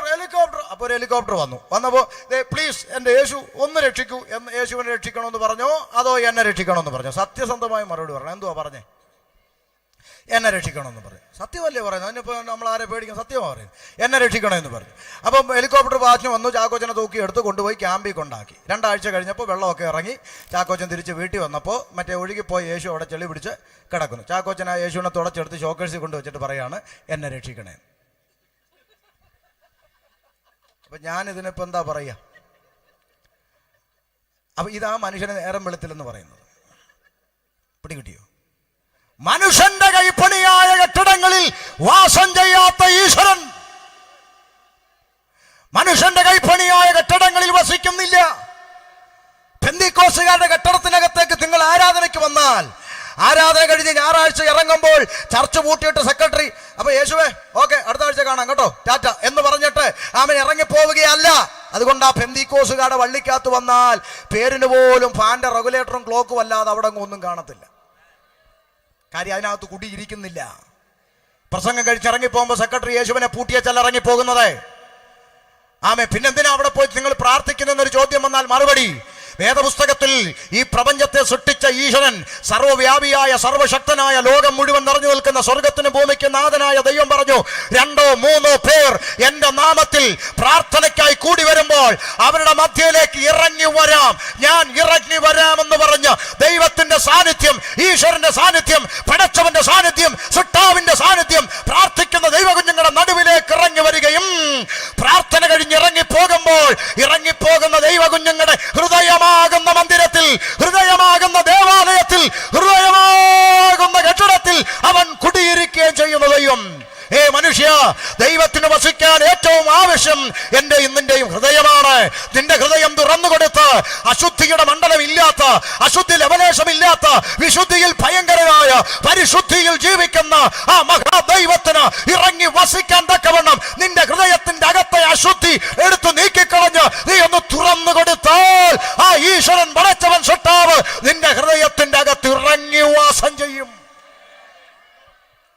അതാണ് ദൈവം. ഹല്ലേലൂയ. മനുഷ്യന്റെ കൈപ്പണിയായ കെട്ടിടങ്ങളിൽ വസിക്കാത്തവൻ. അതുകൊണ്ട് ആ പെന്തിക്കോസുകാർ പ്രാർത്ഥന കഴിഞ്ഞ് ഇങ്ങോട്ട് ഇറങ്ങുമ്പോൾ ഭൂമി നല്ലപോലെ കുലുങ്ങിയാൽ IPCയും ഇടിയും, AGയും ഇടിയും, ചർച്ച് ഓഫ് ഗോഡ് ഇടിയും. അപ്പൊ പെന്തിക്കോസുകാരെല്ലാം കൂടെ വെളിയിൽ ചാടി ഇറങ്ങിയിട്ട് അയ്യോ എൻ്റെ യേശുവിൻ്റെ മണ്ടയ്ക്ക് ഈ ഗതി വന്നല്ലോ എന്നൊന്നും പറഞ്ഞ് അവിടെ ആരും കിടന്ന് ചാടത്തില്ല. പ്രളയം വന്നപ്പോൾ പെന്തിക്കോസ് പള്ളി വെള്ളം കയറിയില്ലേ? കയറും, അതിനകത്ത് യേശുവില്ല. കുടിയിരുത്തിയിട്ടല്ല പോയത്. പായും തലണയും വല്ലതും പോയി കാണും, തമ്പേർ വല്ലതും ഒഴുകി കാണും, അത്രേ ഉള്ളൂ. കാരണം അതിനകത്ത് കുടിയിരിക്കുന്നില്ല. എത്ര പേർക്ക് മനസ്സിലായി? 2 or 3 പേരുടെ നാമത്തിൽ കൂടി വരുമ്പോൾ ഒന്നുകൂടി ആഴത്തിലേക്ക് ഞാൻ ഇറങ്ങി പറഞ്ഞാൽ ഈ ലോകത്തിൽ എല്ലാവർക്കും ദൈവവിശ്വാസങ്ങളും സങ്കല്പങ്ങളും ഒക്കെ ഉണ്ടാകും. ഞാൻ അതിനെ വിമർശിക്കുന്നില്ല, എതിർക്കുന്നില്ല. പക്ഷെ ഒരു കാര്യം അവകാശത്തോടെ ഞാൻ പറയും, ഉലകത്തിൽ ഏതോ ദൈവമായാലും നീ ആ ദൈവത്തെ കാണണമെങ്കിൽ നീ ഇരിക്കുന്ന വീട്ടിൽ നിന്ന് വണ്ടിക്കൂലി കൊടുത്ത്, വണ്ടി ഓടിച്ച്, പലിശക്കെടുത്ത്, പണമെടുത്ത് ചെലവാക്കി ആ ദൈവം ഇരിക്കുന്നിടത്ത് പോയി അതിനെ കാണണമെന്നാണെങ്കിൽ ഇന്ന് രാത്രി ഞാൻ വിശ്വസിക്കുന്ന യേശു പറയുന്നു, നീ എന്നെ തിരക്കി വണ്ടിക്കൂലി കൊടുത്ത് പരുമലയിലും കുരിശുമലയിലും വരണ്ട. പകരം 2 or 3 പേർ എന്റെ നാമത്തിൽ കൂടി വരുമ്പോൾ ഞാൻ നിന്റെ അടുക്കലോട്ട് ഇറങ്ങി വന്നോളാം. നീ എന്നെ തേടി വരണ്ട, ഞാൻ നിന്റെ അടുത്തോട്ട് ഇറങ്ങി വരാമെന്ന് അരുളി ചെയ്ത ഉലകത്തിലൊറ്റ ശബ്ദമുണ്ടെങ്കിൽ ഇന്ന് രാത്രി ഞാൻ പ്രസംഗിക്കുന്ന യേശുക്രിസ്തുവിന്റെ ശബ്ദമാണത്. ഞാൻ ഇറങ്ങി വരാം, നീ എന്നെ തേടി വരണ്ട. ക്രിസ്ത്യാനികൾ മുട്ടയിലെ തൊലിയും കളഞ്ഞു റോഡിൽ കൂടെ കുരിശും ചുമന്ന് മുട്ടിലെ പെയിന്റും എല്ലാം കളച്ചുകൊണ്ട് ഇടഞ്ഞടഞ്ഞ് നടക്കുക. അവിടെ ചെന്ന് കാണാൻ അവൻ്റെ കയ്യിലിരിക്കുന്ന വേദപുസ്തകത്തിൽ എഴുതിയിരിക്കുന്നു, നീ എന്നെ തിരക്ക് വരണ്ട, 2 or 3 പേരുടെ നാമത്തിൽ കൂടി വരുമ്പോൾ ഞാൻ നിന്റെ അടുത്തോട്ട് വരാമെന്ന് പറഞ്ഞു. അവർക്കത് വേണ്ട. അവർ തിരക്കിപ്പോയി കാണാൻ അങ്ങോട്ട് വലിഞ്ഞു വലിഞ്ഞു പോവുക, യേശു ഇരിക്കുന്നിടത്ത് പോയി കാണാൻ. ഹല്ലേലൂയ. നിനക്കും നേരം വെളുത്തിട്ടില്ല.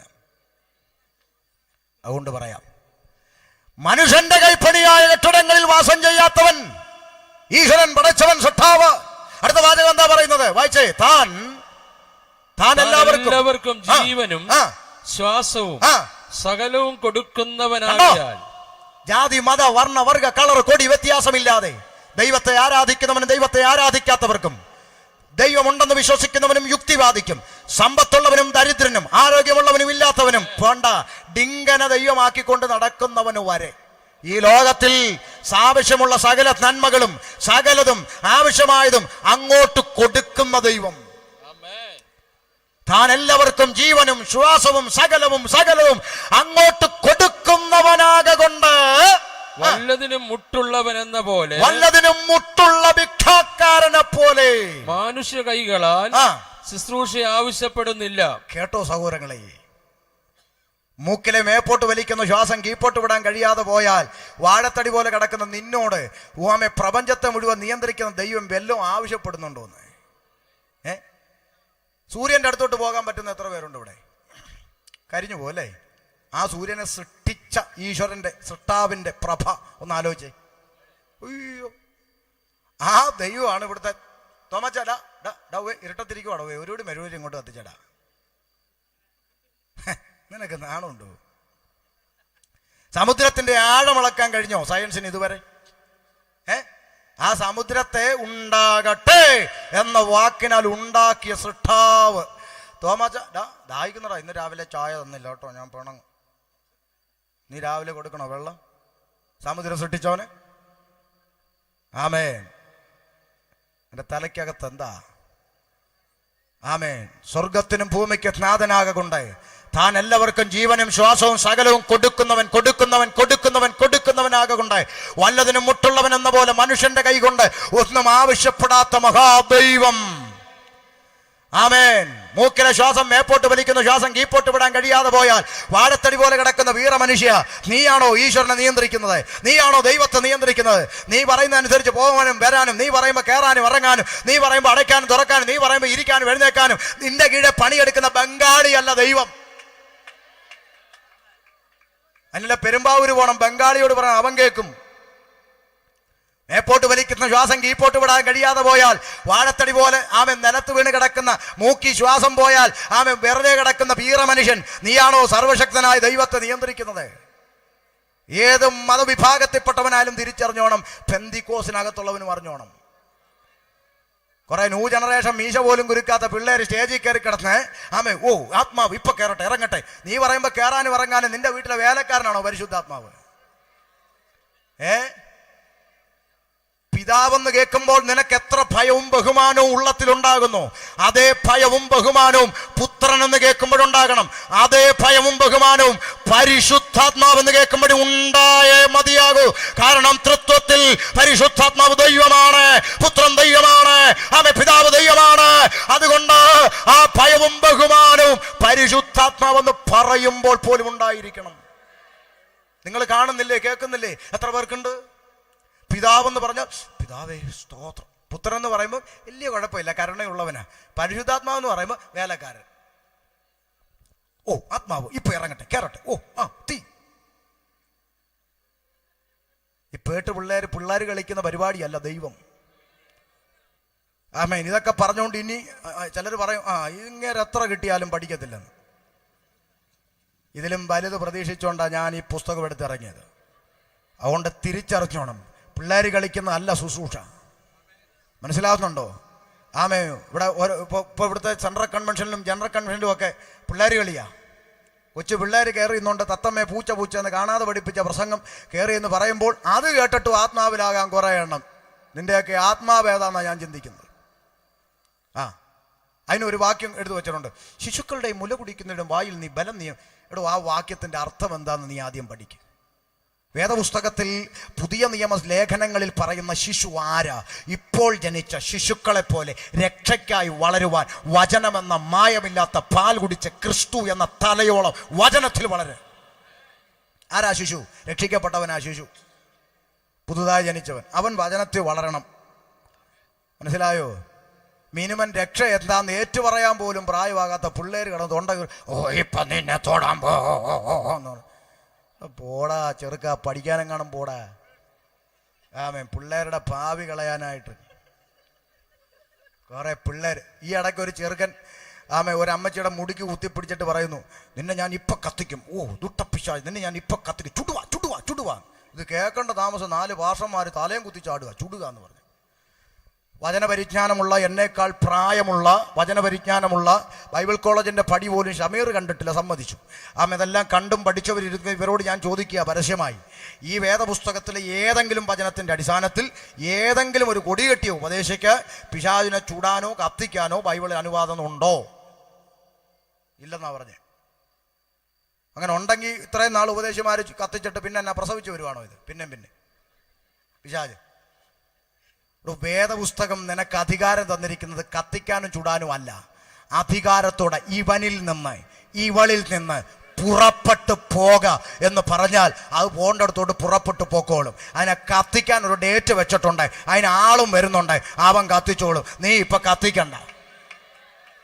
മനസ്സിലായോ? ഈ തിരിച്ചറിവ് പോലും ഇല്ലാത്ത പിള്ളേർ ഇവിടെ കിടന്ന് ചുമ്മാ കിടന്ന് കൊട്ടൻ ചുക്കാതി കളിക്കുമ്പോൾ പ്രാപിച്ചു തലവേദനയാ പാസ്റ്ററെന്നും പറഞ്ഞു വരുന്ന പെണ്ണും പിള്ളേ തെള്ളിയിട്ട് നടുവേദനയും കൂടെ ഉണ്ടാക്കി വെച്ചാൽ ഇവൻ വിടുന്നത്.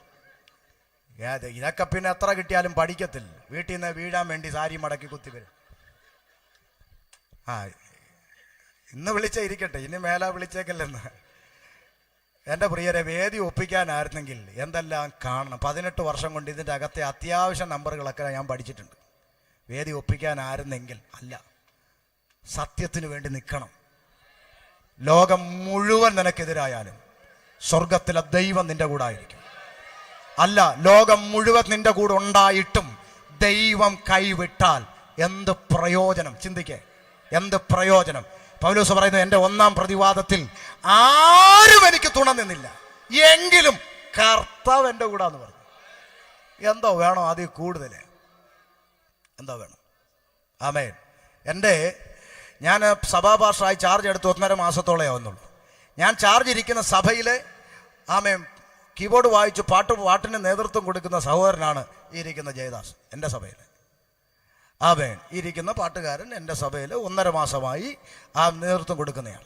ആ സഭ കൊല്ലത്ത് കുണ്ടറയിൽ പ്രാർത്ഥിച്ച് ഉദ്ഘാടനം ചെയ്ത് അപ്പം 100-150 പേര് വന്ന് കൂടിയ യോഗത്തിൽ ബിരിയാണിയാണ് ഞാൻ കൊടുത്തത്. നല്ല ബിരിയാണി അല്ലായിരുന്നു, നല്ല ബിരിയാണി ഞാൻ വെച്ചോളും എല്ലാവർക്കും കൊടുത്ത് എല്ലാം കഴിച്ച് തലേ കൈവച്ച് എന്നെയും ഭാര്യയും കുഞ്ഞുങ്ങളെ അനുഗ്രഹിച്ച് അവിടെ വേലക്കാക്കി വെച്ചിട്ട് പോയ സെൻട്രൽ പാസ്റ്ററെ കുമ്പനാടി എന്ന് പറഞ്ഞു, ഞങ്ങൾക്ക് അങ്ങനെ ഒരു സഭ അവിടെ ഇല്ലെന്ന്. അറിയാമോ നിങ്ങൾക്ക്? അതിൽ വലിയ ശിക്ഷാവിധിയൊന്നും അല്ലല്ലോ ഇതിന് വരേണ്ടത്. അതാണ് ഈ ലോകം.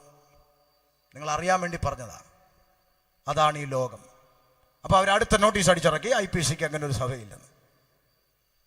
സാക്ഷി മുമ്പിലിരിക്കുക. എന്താ നിങ്ങൾ മിണ്ടാത്തെ? ഇവിടെ അനീതിക്ക് സ്ഥാനമുള്ളൂ, ഇവിടെ നീതിക്കൊന്നും സ്ഥാനമില്ല. പക്ഷെ ദൈവം നീതിയുടെ പക്ഷത്തുണ്ട്, യഹോവ നീതിയുടെ പക്ഷത്തുണ്ട്.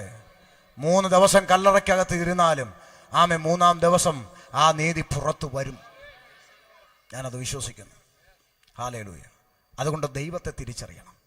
ദേശവാസികളോട് ഞാൻ പറയുകയാണ്, ആമേ ലോകവും അതിലുള്ള സകലത്തെയും ഉണ്ടാക്കിയവൻ, സ്വർഗത്തിനും ഭൂമിക്കും നാഥനാകൊണ്ട് കൈപ്പണിയായ കെട്ടിടങ്ങളിൽ വാസം ചെയ്യാത്തവൻ, വല്ലതിനും മുട്ടുള്ളവൻ എന്ന പോലെ മനുഷ്യന്റെ കൈകൊണ്ട് ഒന്നും ആവശ്യപ്പെടാത്ത ദൈവം, ആ ദൈവത്തെ മനുഷ്യൻ മറന്നുപോയി. കാരണം എന്താ? പാപമെന്ന ഇരുട്ട് മനുഷ്യന്റെ അകത്ത് കുടിയേറി. പാപമെന്ന ഇരുട്ട് അകത്ത് കയറി. ഈ പാപമെന്ന ഇരുട്ടിൽ നിന്ന് ഒരു മോക്ഷം ലഭിക്കുവാൻ മനുഷ്യൻ അലയാൻ തുടങ്ങി. ഇന്നും അവൻ മോക്ഷം തേടി സഞ്ചരിച്ചു കൊണ്ടിരിക്കുന്നു. എവിടെ കിട്ടും മോക്ഷം? മനുഷ്യൻ പാപത്തിലാണ്. ഞാൻ ആ കുറിവാക്യത്തിൽ ഓടിയെത്താൻ കഴിയുമെന്ന് എനിക്ക് തോന്നുന്നില്ല. എങ്കിലും ഞാൻ 1-2 കാര്യം കൂടെ പറഞ്ഞു വിടാം. ആമേൻ. സമയമെടുത്തുന്ന 2 മണിക്കൂറൊക്കെ എടുത്ത് പ്രസംഗിക്കുന്നയാളാണ് ഞാൻ. എത്ര മണിക്കൂർ വചനം പ്രസംഗിക്കാൻ എനിക്കിഷ്ടം. ആമേൻ. കാരണം കാശ് ചെലവാക്കി ബന്ധപ്പെട്ട് യോഗങ്ങൾ നടത്തുമ്പോൾ കൃത്യമായി കാര്യം പറഞ്ഞു കൊടുക്കാൻ കഴിയണം. അല്ല ഇവിടെ കിടന്ന് ഞാൻ കുറേ തുള്ളിച്ചാടി ഗ്ലാസും ചെക്കും ചവിട്ടി പൊട്ടിച്ച് പ്രാപിച്ചു പൊട്ടട്ടെ കത്തട്ടെ എന്നൊക്കെ പറഞ്ഞിട്ട് കഥയൊന്നുമില്ല. ഉണ്ടോ? എന്തെങ്കിലും കഥയുണ്ടോ? ഒന്നുമില്ല. പിന്നെ ഇപ്പോൾ എല്ലാം തീയായിപ്പോയി. നമ്മൾ പറഞ്ഞിട്ട് കാര്യമൊന്നുമില്ല. നമ്മൾ വല്ലതും പറഞ്ഞാൽ പറയും തീയിൽ വെള്ളം കോരി ഒഴിക്കാൻ വന്നതെന്ന് പറയും. ഉണ്ട്, വേണ്ട.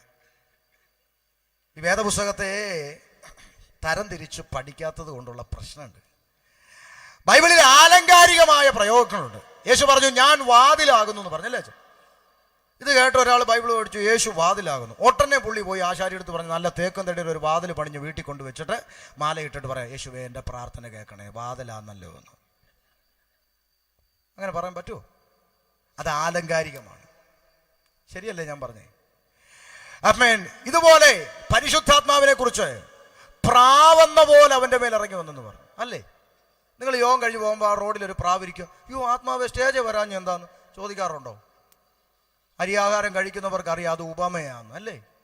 ഉപമിച്ചു അല്ലേ? ഇതുപോലെ പെന്തക്കോസ് നാളിൽ അഗ്നിജ്വാല പോലെ എന്ന പദം എവിടെങ്കിലും വന്നാൽ എന്താ?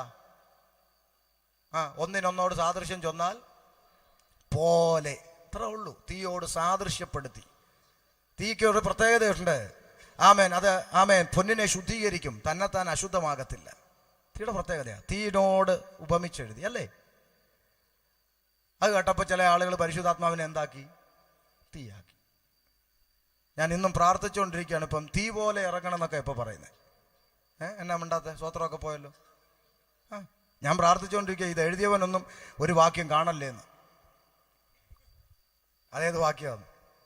ഇസ്രായേലേ ഇസ്രായേലേ, കോഴി തന്റെ കുഞ്ഞുങ്ങളെ ചിറകിൻ കീഴെ മറയ്ക്കുന്ന പോലെ പലവട്ടം നിന്നെ ചേർക്കാൻ എനിക്ക് മനസ്സായിരുന്നു. യഹോവയായ പിതാവായ ദൈവത്തെ എന്തിനോടാ ഉപമിച്ച്? ഉറക്കെ പറയാച്ച ധൈര്യമായിട്ട്. തള്ളക്കോഴിയോട്. ഇനി ഇത് കണ്ടിട്ട് അടുത്തവൻ പാട്ട് എഴുതണം. കോഴി പോലെ ഇറങ്ങണമേ, നല്ല ചുണ്ടും കൊണ്ട് കൊത്തേണമേ. ഇപ്പം കത്തട്ടെ എന്നേ പറയുന്നുള്ളൂ. ഇനി നാളെ തൊട്ട് കൊത്തട്ടെ, കൊത്തട്ടെ എന്നൊക്കെ പറഞ്ഞു കളയാറുണ്ട്. ഈ വാക്യം അവൻ ഒരിക്കലും കാണല്ലേ എന്ന് ഞാൻ പ്രാർത്ഥിച്ചുകൊണ്ടിരിക്കുകയാണ്. നമുക്ക് പിന്നെ ഇച്ചിരി ടെമ്പോ കിട്ടിയാൽ നമ്മൾ അടിക്കാൻ റെഡിയാണല്ലോ. കീബോർഡിന് ഇച്ചിരി ടെമ്പോ വേണമെന്നേ ഉള്ളൂ. പോട്ടെ, ഞാൻ തിരിച്ചു വരിക. പാപം മനുഷ്യന്റെ അകത്ത് പ്രവേശിച്ചു. പാപത്തിൽ നിന്ന് മോക്ഷം തേടി മനുഷ്യൻ അലയാൻ തുടങ്ങി. പാപത്തിൽ മനുഷ്യൻ ആഴപ്പെട്ടു പോയപ്പോൾ മനുഷ്യന് സംഭവിച്ച ദുരന്തങ്ങളിൽ പ്രധാനപ്പെട്ടത് പറഞ്ഞു. അടുത്തൊരു പദം കൂടെ പറഞ്ഞ് നിർത്താം വേഗത്തിൽ. പാപം അകത്തു കയറിയപ്പോൾ സിട്ടാവിനെ മറന്നിട്ടെ സുട്ടിയെ ദൈവം എന്ന് വിളിച്ച് കാളക്കുട്ടിയുടെ മുമ്പിലൊക്കെ കിടന്ന് തുള്ളുന്ന മനുഷ്യന്റെ രംഗം ഹോവയായ സിട്ടാവ് കണ്ടപ്പോൾ ദൈവം മനുഷ്യർക്ക് പ്രമാണം കൊടുത്തു. എന്തിനായി പ്രമാണം കൊടുത്തേ? 2-3 ചിന്തയുണ്ട്. ഒന്ന്, പ്രമാണം കൊടുത്തത് എന്തിനാ? തെറ്റെന്ത് ശരിയെന്തെന്ന് മനുഷ്യൻ അറിയണമെങ്കിൽ നിയമം വേണം. ഇന്ന് ബൈക്കിൽ വന്നവരൊക്കെ ഹെൽമെറ്റും കൊണ്ടല്ലേ വന്നേ? എന്തിനാ വന്നേ? ഇല്ലേ പോലീസ് പിടിക്കും, നിയമമുണ്ട്. അപ്പൊ തെറ്റാന്ന് മനസ്സിലായി. നിയമമില്ലാതിരുന്ന കാലത്ത്, അബ്രഹാമിന്റെ ഒക്കെ കാലത്ത് തെറ്റുകൾ സംഭവിച്ചിട്ടുണ്ട്. എന്നാൽ മോശയിലൂടെ നിയമം വന്നപ്പോൾ അവിടെ ചെയ്ത പല കാര്യങ്ങളും അത് തെറ്റാണെന്ന് നിയമത്തിൽ എഴുതി. അബ്രഹാം കള്ളം പറഞ്ഞു, ഇതെന്റെ ഭാര്യയല്ല പെങ്ങളാന്ന് പറഞ്ഞു. പക്ഷെ മോശയിലൂടെ നിയമം വന്നപ്പോൾ എഴുതി വെച്ചു, കള്ളം പറയരുത്. അപ്പോഴാ മനസ്സിലാകുന്ന തെറ്റാതെ പറയരുത്. അപ്പൊ നിയമം വന്ന തെറ്റും ശരിയും തിരിച്ചറിയാൻ. 2, എന്തിനാ നിയമം കൊടുത്തത്? പ്രധാനപ്പെട്ട ഒരു ചിന്ത പറയാം, കാതലായ ഒരു ചിന്ത. മനുഷ്യൻ അവന്റെ പാപങ്ങളുടെ മോചനത്തിനായി അവന്റെ കൈക്രിയാകുന്ന പുണ്യകർമ്മ ക്രിയാദി പ്രവൃത്തികൾ കൊണ്ട് ഒന്നും അവന്റെ അകത്ത് കയറിയ പാപത്തിൽ നിന്ന് മോചനം ലഭിക്കത്തില്ലെന്ന് അവന് സ്വയം ബോധ്യപ്പെടണം. ആർക്ക്? മനുഷ്യന്. എങ്കിൽ മാത്രമേ വിശ്വാസത്താലുള്ള രക്ഷ അവൻ അംഗീകരിക്കത്തുള്ളൂ. ഞാൻ പറഞ്ഞത് ഒന്നുകൂടെ പറയാം, ശ്രദ്ധിച്ചോണം. എൻ്റെ ഒരു തരത്തിലുള്ള പുണ്യകർമ്മ ക്രിയാദി പ്രവൃത്തികൾ കൊണ്ടും എൻ്റെ അകത്ത് കയറി ആദാമ്യ പാപത്തിൽ നിന്ന് എനിക്ക് മോചനം കിട്ടത്തില്ലെന്ന് എനിക്ക് സ്വയം ബോധ്യപ്പെട്ടാൽ മാത്രമേ ഇദ്ദേഹം പറഞ്ഞുകൊണ്ട് വരുന്ന വിശ്വാസത്താലുള്ള രക്ഷയെക്കുറിച്ച് കേൾക്കാൻ പോലും ഞാൻ മനസ്സ് കാണിക്കത്തുള്ളൂ. മനുഷ്യന്റെ സ്വഭാവം അങ്ങനെ. അതിന് 2 തെളിവ് ഞാൻ തരാം. ഒന്ന് ലോകപ്രകാരം, ഒന്ന് ബൈബിൾ പ്രകാരം. ലോകപ്രകാരം തെളിവ്. അപ്പുറത്തെ വീട്ടിൽ ഒരു ചേട്ടന് ക്യാൻസർ പിടിച്ചെന്നിരിക്കുക. അവിടുത്തെ ഒരാൾ പറഞ്ഞു, ഇത് ക്യാൻസർ അല്ലയോ? വേണ്ട, അവിടെ അപ്പുറത്തെ സഭയിൽ 40 ദിവസം ഉപവാസ പ്രാർത്ഥന നടക്കും. ഏത് സഭയിൽ? ഇല്ല, പെന്തിക്കോസുകാരുടെ. അവിടെ കൊണ്ടുവന്ന് പ്രാർത്ഥിക്കാം. പെന്തിക്കോസുകാരുടെ മിണ്ടിപ്പോല്ലോ, വരത്തില്ലെന്ന് പറഞ്ഞു. അപ്പൊ വേറൊരാൾ വന്നിട്ട് പറഞ്ഞു, വയനാട്ടിലെ കേളുവൈദ്യനുണ്ട്, കേളുവൈദ്യൻ, പുള്ളി എല്ലാവരും സൗഖ്യം, കേളുവൈദ്യനോ എന്നാ വിട്ടേക്കാന്ന് പറഞ്ഞു. ഏവൻ ക്യാൻസർ പഠിച്ചു, താമരശ്ശേരി ചുരവും കയറി അവിടെ പോയി കേളുവൈദ്യൻ്റെ അടുത്ത് പോയി. കേളുവൈദ്യൻ്റെ അടുത്ത് ചെന്ന് ആവശ്യത്തിന് വേണ്ടി 58 ചെയ്ത പുള്ളി പറഞ്ഞു, ഇവിടെ കൊണ്ട് ഒക്കൂല എന്ന് പറഞ്ഞു. അപ്പൊ കാസർഗോഡ് മോഹനം വൈദ്യരുണ്ടെന്ന് പറഞ്ഞു. പുള്ളി നേരെ താമരശ്ശേരി എവിടെ പോയി? കാസർഗോഡ് മോഹനം വൈദ്യരെടുത്ത് പോയി. അവിടെ ചെന്നിട്ടും വലിയ രക്ഷയൊന്നും ഇല്ലാന്ന് കറങ്ങി തിരിഞ്ഞാൽ പുള്ളി തിരുവനന്തപുരത്ത് ഒരു പള്ളിയുണ്ട്, ഭീമാപ്പള്ളി, നമുക്ക് അവിടെ കൊണ്ടുപോകാം. ശരി, എന്നാൽ പിന്നെ അവിടെ എന്ന് പറഞ്ഞാൽ അവിടെ കൊണ്ടുപോയി. അവിടെ ഒരാഴ്ച താമസിച്ചിട്ട് രക്ഷയില്ലാത്ത കറങ്ങി തിരിഞ്ഞ് വേറെ പലയിടത്തും പോയി, കരുനാപ്പള്ളി പോയി, എല്ലായിടത്തും പോയി, രക്ഷയില്ലാതെ കറങ്ങി തിരിഞ്ഞ് എവിടെ വന്നു? ഇവിടെ വന്നു. അപ്പോൾ മറ്റേ പുള്ളി വന്നിട്ട് പറഞ്ഞു, ഇനി 3 ദിവസവും കൂടെ ഉള്ളു അവിടെ ഉപവാസ പ്രാർത്ഥന, അവിടെ ഒന്ന് പോയി. എന്നാൽ പിന്നെ അവിടെയും കൂടെ ഒന്ന്. ഇതാ മനുഷ്യൻ. ഒന്നും നടന്നില്ല പിന്നെ അങ്ങോട്ടൊന്ന്. മനുഷ്യൻ അങ്ങനാ, നമ്മൾ കുറ്റം പറഞ്ഞിട്ട് കാര്യമില്ല. ഇനി ബൈബിളിലും അങ്ങനെ. നയമാൻ എന്ന് പറഞ്ഞ ഒരാളുണ്ടായിരുന്നല്ലോ, അദ്ദേഹത്തിന് ഒരു അസുഖം ഉണ്ടായിരുന്നു. എന്താ? കുഷ്ഠം. കുഷ്ഠം മാറാൻ എവിടെ പോയി? എലീശ പ്രവാചകന്റെ അടുക്ക് പോയി. ആരാ പറഞ്ഞു വിട്ടെ? എലീശ പ്രവാചകന്റെ അടുത്ത് പോയ കുഷ്ഠം മാറുമെന്ന് ആരാ പറഞ്ഞേ? പറ. കണ്ടോ ഇരിക്കുന്ന ഇരിപ്പ് കണ്ടോ? ആരാ പറഞ്ഞു? ഒരു ബാല്യക്കാരത്തി പെങ്കൊച്ച്, അടിമവേലയ്ക്ക് പിടിച്ചോണ്ട് വന്ന പെങ്കൊച്ച്. ആ പെങ്കൊച്ച് പറയാ, എൻ്റെ ദൈവത്തിന്റെ അടുക്ക ഒന്ന് പോയെങ്കിൽ എന്ത് വീഴും? സൗഖ്യം കിട്ടും. ആ അടിമപ്പെണ്ണിന്റെ സ്ഥാനത്ത് നിങ്ങൾ ചിന്തിക്കണം, ഒരടിമയ്ക്ക് 100% യജമാനെ സ്നേഹിക്കാൻ പറ്റുമോ? ഒരു യജമാനന് 100% അടിമയെ സ്നേഹിക്കുമോ? ഇല്ല. പക്ഷെ ആ പെങ്കൊച്ച് പറയാ, അടിമവേലല്ല എന്നാലും പറയാ, എൻ്റെ ദൈവത്തിന്റെ അടുക്കൽ ഒന്ന് പോയെങ്കിൽ നിനക്ക് സൗഖ്യം, യജമാന് സൗഖ്യം കിട്ടുമെന്ന്. നമ്മളെ കാണും ആയിരുന്നെങ്കിലോ ആ അടിമ പെങ്കൊച്ചിന്റെ സ്ഥാനത്ത്? കുഷ്ഠമൊന്നും അല്ലടാ നിനക്ക് വരുന്നത്, എൻ്റെ ദൈവം ജീവനുള്ള ദൈവം, എന്നെ ഇവിടെ കൊണ്ടിട്ട് അടിമവേല ജയിക്കുന്നതിന് എൻ്റെ കണ്ണുനീര് കണ്ട ദൈവം നിനക്ക് എന്നൊക്കെയാ നമ്മൾ പറയുന്നേ അല്ലേ? പക്ഷേ ഏതവസ്ഥയിലൂടെ, ഒരു കാര്യം ദൈവമക്കളോട് ഞാൻ പറയാം, ദൈവമേതവസ്ഥയിലൂടെ നമ്മളെ കടത്തി വിട്ടാലും ആമേ സ്തോത്രത്തോടെ ആ അവസ്ഥയിലൂടെ കടന്നു പോകുക എന്നുള്ളതാണ് ഒരു ദൈവ പൈതലിന്റെ കടമ. തിരിച്ച് ചോദിക്കാൻ നമുക്ക് അനുവാദമില്ല. അവൾ പറഞ്ഞു, എൻ്റെ ദൈവത്തിൻ്റെ അടുക്കലൊന്ന് പോ, ഞാൻ ഓടിച്ചങ്ങ് വിടാം, 5-10 മിനിറ്റ് നിർത്താം, ഞാൻ പാടാനൊന്നും സമയം എടുക്കത്തില്ല, നാളെ വരുന്ന ഒരു പാടി. നാളെ ഉണ്ടോ? ഉണ്ട്. അപ്പം നാളെ വരുന്ന ഒരു പാടിക്കോട്ടെ. ശ്രദ്ധിച്ചേ, നാളെ ജോബിച്ചാനല്ലേ? അപ്പം ഇതിൻ്റെ ബാക്കി നാളെ പുള്ളി തരും. അപ്പം ശ്രദ്ധിച്ചേ ആമേൻ. അപ്പോ അവൻ അവിടെ എലീശ പ്രവാചകന്റെ അടുക്ക ചെന്നപ്പോൾ ചോദിച്ചു, എന്താ വന്നത് സാറേ? കുഷ്ഠം മാറാനാ? കുഷ്ഠം മാറാനാണോ?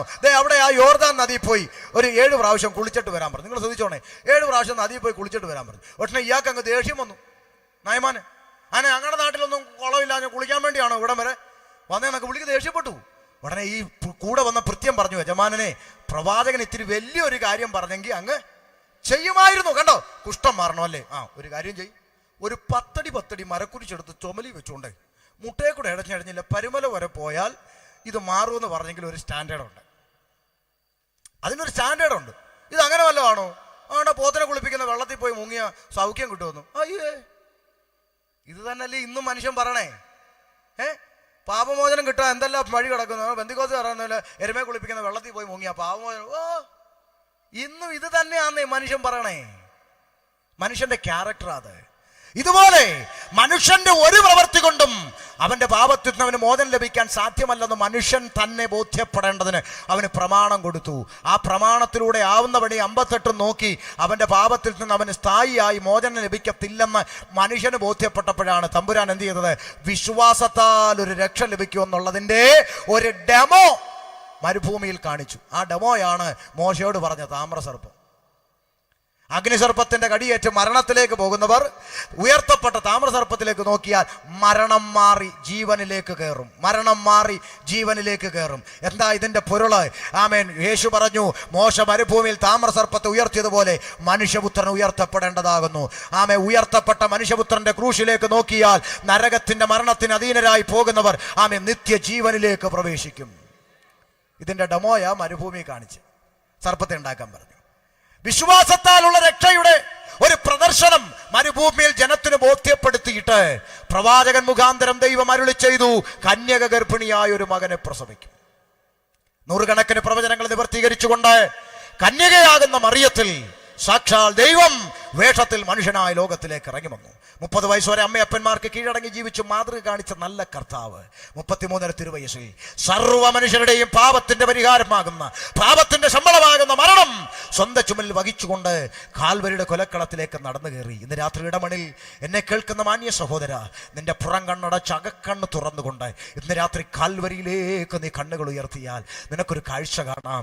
ആയിരങ്ങളിൽ 10,000ങ്ങളിൽ സുന്ദരനായവൻ, വെണ്മയും ചുവപ്പുമുള്ള എന്റെ പ്രിയൻ കണ്ടോ? കാൽവരിയിൽ കണ്ടാൽ തിരിച്ചറിയാത്തൊരു മാംസക്കഷണം പോലെ ഓരോ ചാട്ടവാറടിക്കും പീസു പീസായി മാംസക്കഷണങ്ങൾ ഇളകി തെറിച്ചു പോകുന്നു. ആമേ. കാരിരുമ്പാണികൾ ആമേ മുൾക്കിരീടമായി അടിച്ചടിച്ചടിച്ചടിച്ച് കൂർത്ത മുനകൾ തലയൊട്ടുകൾ പിളർന്നകത്ത് കിറങ്ങുമ്പോഴും രക്തത്തുള്ളികൾ ചുറ്റിത്തെറിക്കുമ്പോഴും വായ തുറക്കാതെ സൗമ്യനായി കിടക്കുന്ന യേശുവിനെ നീ കണ്ടോ? കാറ്റേ അടങ്ങ്, കടലേ ശാന്തമാക്, ലാസറേ പുറത്തുവായ അധികാര ശബ്ദം പ്രയോഗിക്കാതെ അറക്കുവാൻ കൊണ്ടുപോകുന്ന ആടിനെ പോലെ, രോമം കത്തിരിക്കുന്ന മുമ്പിൽ മിണ്ടാതിരിക്കുന്ന ഒരു കുഞ്ഞാടിനെ പോലെ വായ തുറക്കാതെ കിടക്കുന്ന യേശുവിനെ നീ കണ്ടോ? ആമേൻ. ഒടുവിൽ വിലാപ്പുറത്തൊരുത്തൻ കുന്തം കൊണ്ടൊറ്റ കുത്തുകുത്തിയപ്പോൾ പുറത്തേക്ക് ചുറ്റുവാൻ രക്തം ബാക്കിയില്ലാതെ വെള്ളം മാത്രം പുറപ്പെട്ടവനായി സൗമ്യനായി കിടക്കുന്ന യേശുവിനെ നീ കണ്ടോ? ഇന്ന് രാത്രി ചോദിക്ക്, യേശുവേ എന്താ നീ മിണ്ടാത്തത്? നീ ദൈവമല്ലേ? നീ സാക്ഷാൽ ദൈവമല്ലേ? ഒരു വാക്ക് കൽപ്പിച്ചാൽ ഈ റോമ സാമ്രാജ്യം മുഴുവൻ കത്തിച്ചമ്പലായി പോകുവാനുള്ള അധികാരം നിന്റെ നാവിൻ തുമ്പത്തില്ലേ? നീ എന്തുകൊണ്ട് മൗനമായിരിക്കുന്നെന്ന് ചോദിച്ചാൽ, സ്നേഹിത, ഇന്ന് രാത്രി പരിശുദ്ധാത്മാവ് മറുപടി പറയും, അത് നിനക്ക് വേണ്ടിയാണ്, അത് എനിക്ക് വേണ്ടിയാണ്. എനിക്കും നിനക്കും പകരമായി പാപത്തിന്റെ ശമ്പളമാകുന്ന മരണം യേശു സ്വന്തം ശരീരത്തിൽ ഏറ്റുവാങ്ങി. എന്റെ യേശുവിനെ കൊന്നു, എന്നെ വെറുതെ വിട്ടു. യേശുവിനെ ശിക്ഷിച്ചു, എന്നെ രക്ഷിച്ചു. അതാണ് ക്രൂശിൽ പ്രദർശിപ്പിക്കപ്പെട്ട ദൈവസ്നേഹം.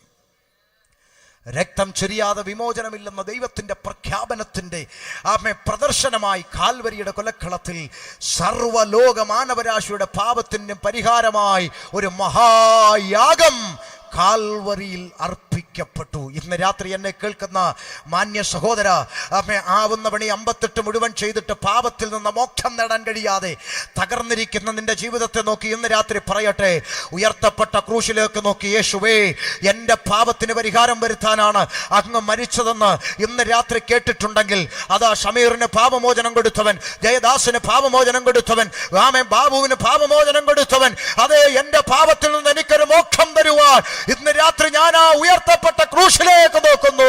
അങ്ങേ എന്റെ പാപത്തിന് പരിഹാരമായി മരിച്ചെന്ന് ഞാൻ ഹൃദയം കൊണ്ട് വിശ്വസിക്കുന്നു, അധരം കൊണ്ട് ഞാൻ അത് ഏറ്റുപറയുന്നു എന്ന് ഇന്ന് രാത്രി ശബ്ദപരിധിയിൽ ഇരിക്കുന്ന നിപ്പിൽ ഇരുന്നു കൊണ്ട് ആരിവനെ ഏറ്റുപറയും?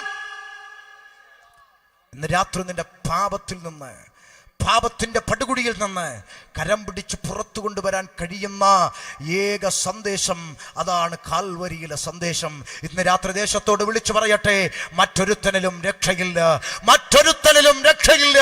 ആമേ. മാനവരാശിക്ക് പാപമെന്ന പടുകുടിയിൽ നിന്ന് രക്ഷ പ്രാപിപ്പാൻ ആകാശത്തിന്റെ കീഴിൽ മനുഷ്യരുടെ ഇടയിൽ യേശു ക്രിസ്തു എന്ന ഏക നാമമല്ലാതെ പോരാ, ഏക സത്യ സുവിശേഷമല്ലാതെ പോരാ, ഏക സത്യ നിത്യ ദൈവമല്ലാതെ മറ്റൊരു രക്ഷാ മാർഗം പാപത്തിന്റെ പരിഹാരത്തിന് ഇക്ഷതയിൽ നൽകപ്പെട്ടിട്ടില്ല.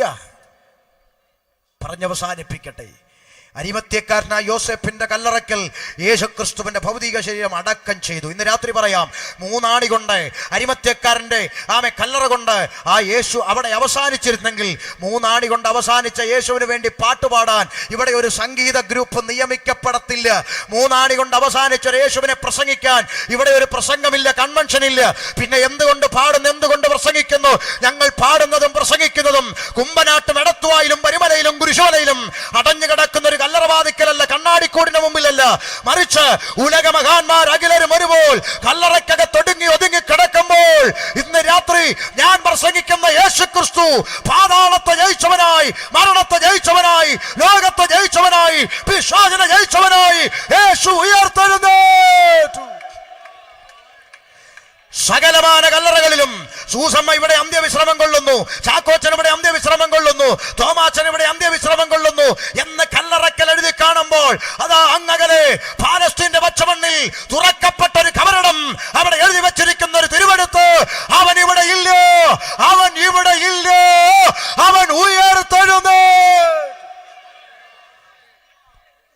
ആ യേശു ഇന്നും ജീവിക്കുന്നെന്ന് വിശ്വസിക്കുന്നവർ കരമുയർത്തി ദൈവത്തെ സ്തുതിച്ചാണ്. ഹല്ലേലൂയ.